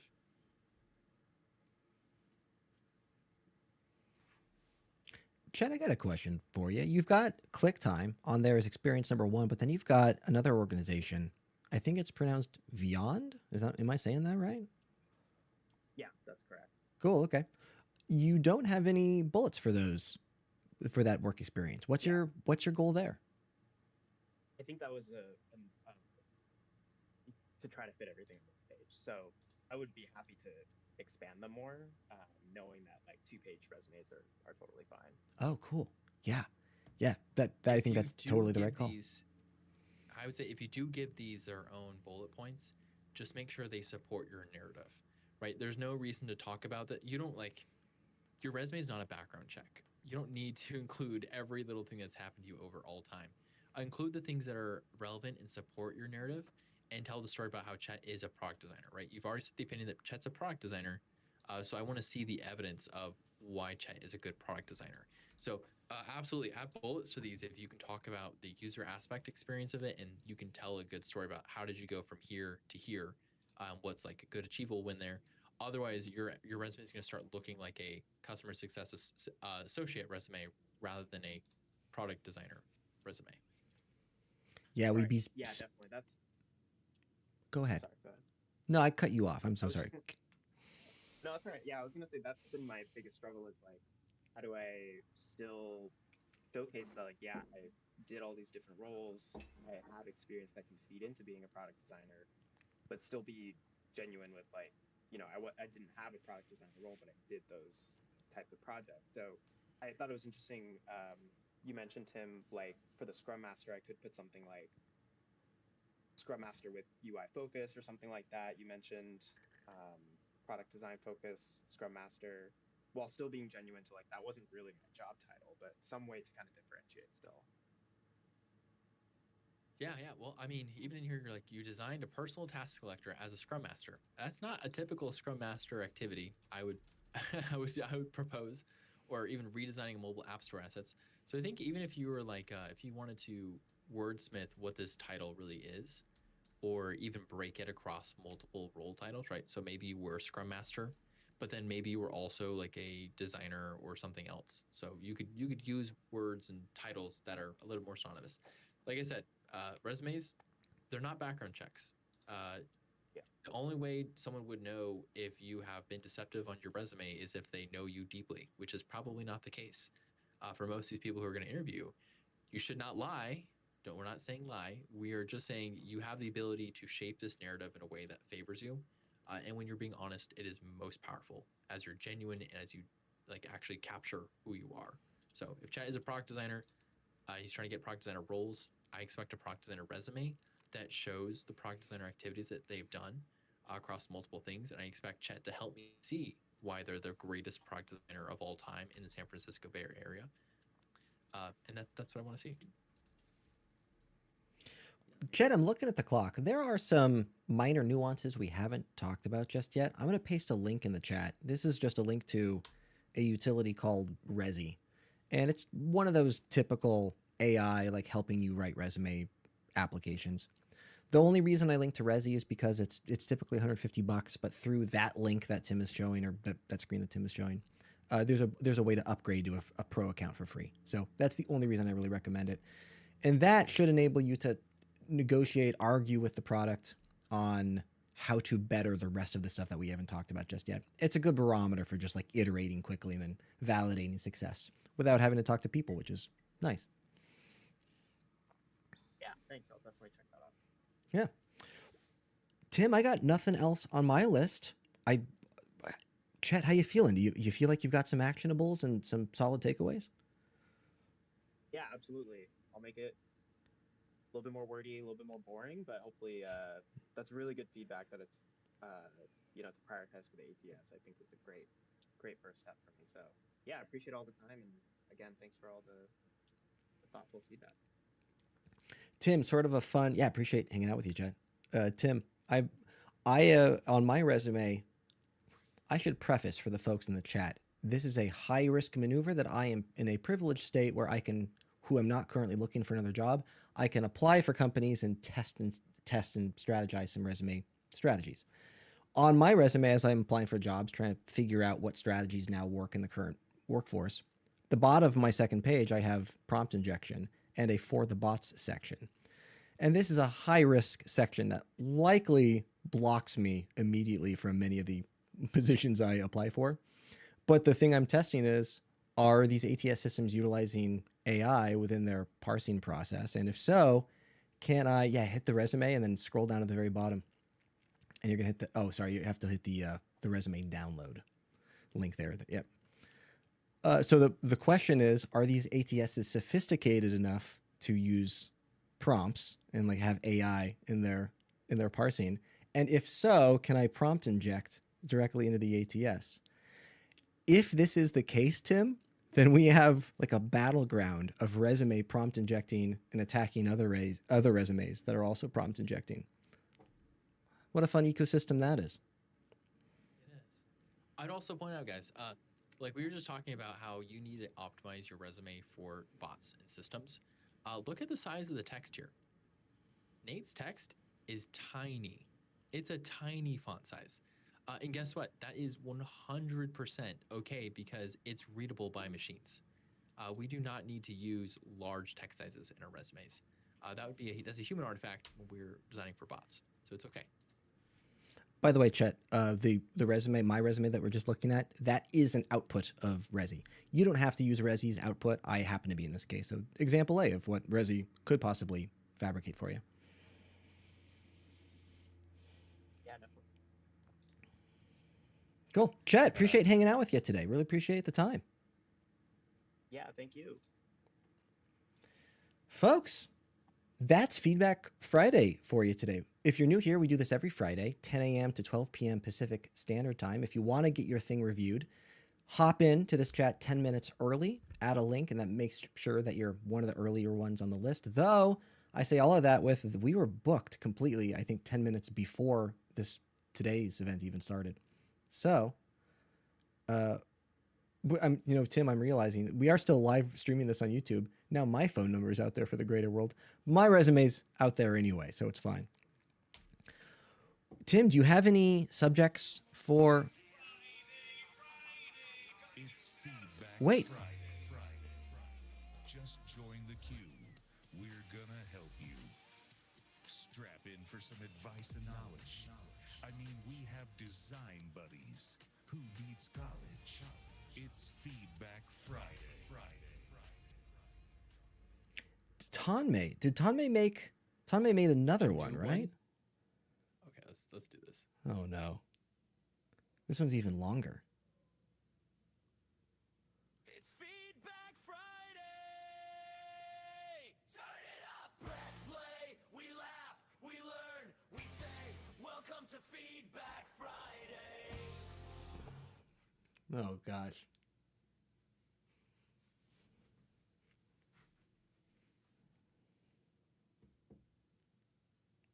I grew up with 90s rock. Almost had a ska vibe to it.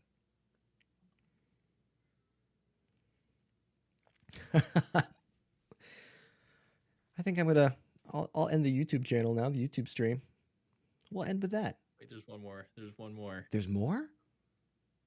There's a second one. Feedback Friday! Turn it up! Let it play! Drop your checks right here in Feedback Friday! I think that's my favorite one so far. That's wonderful. And mate, this is a gift.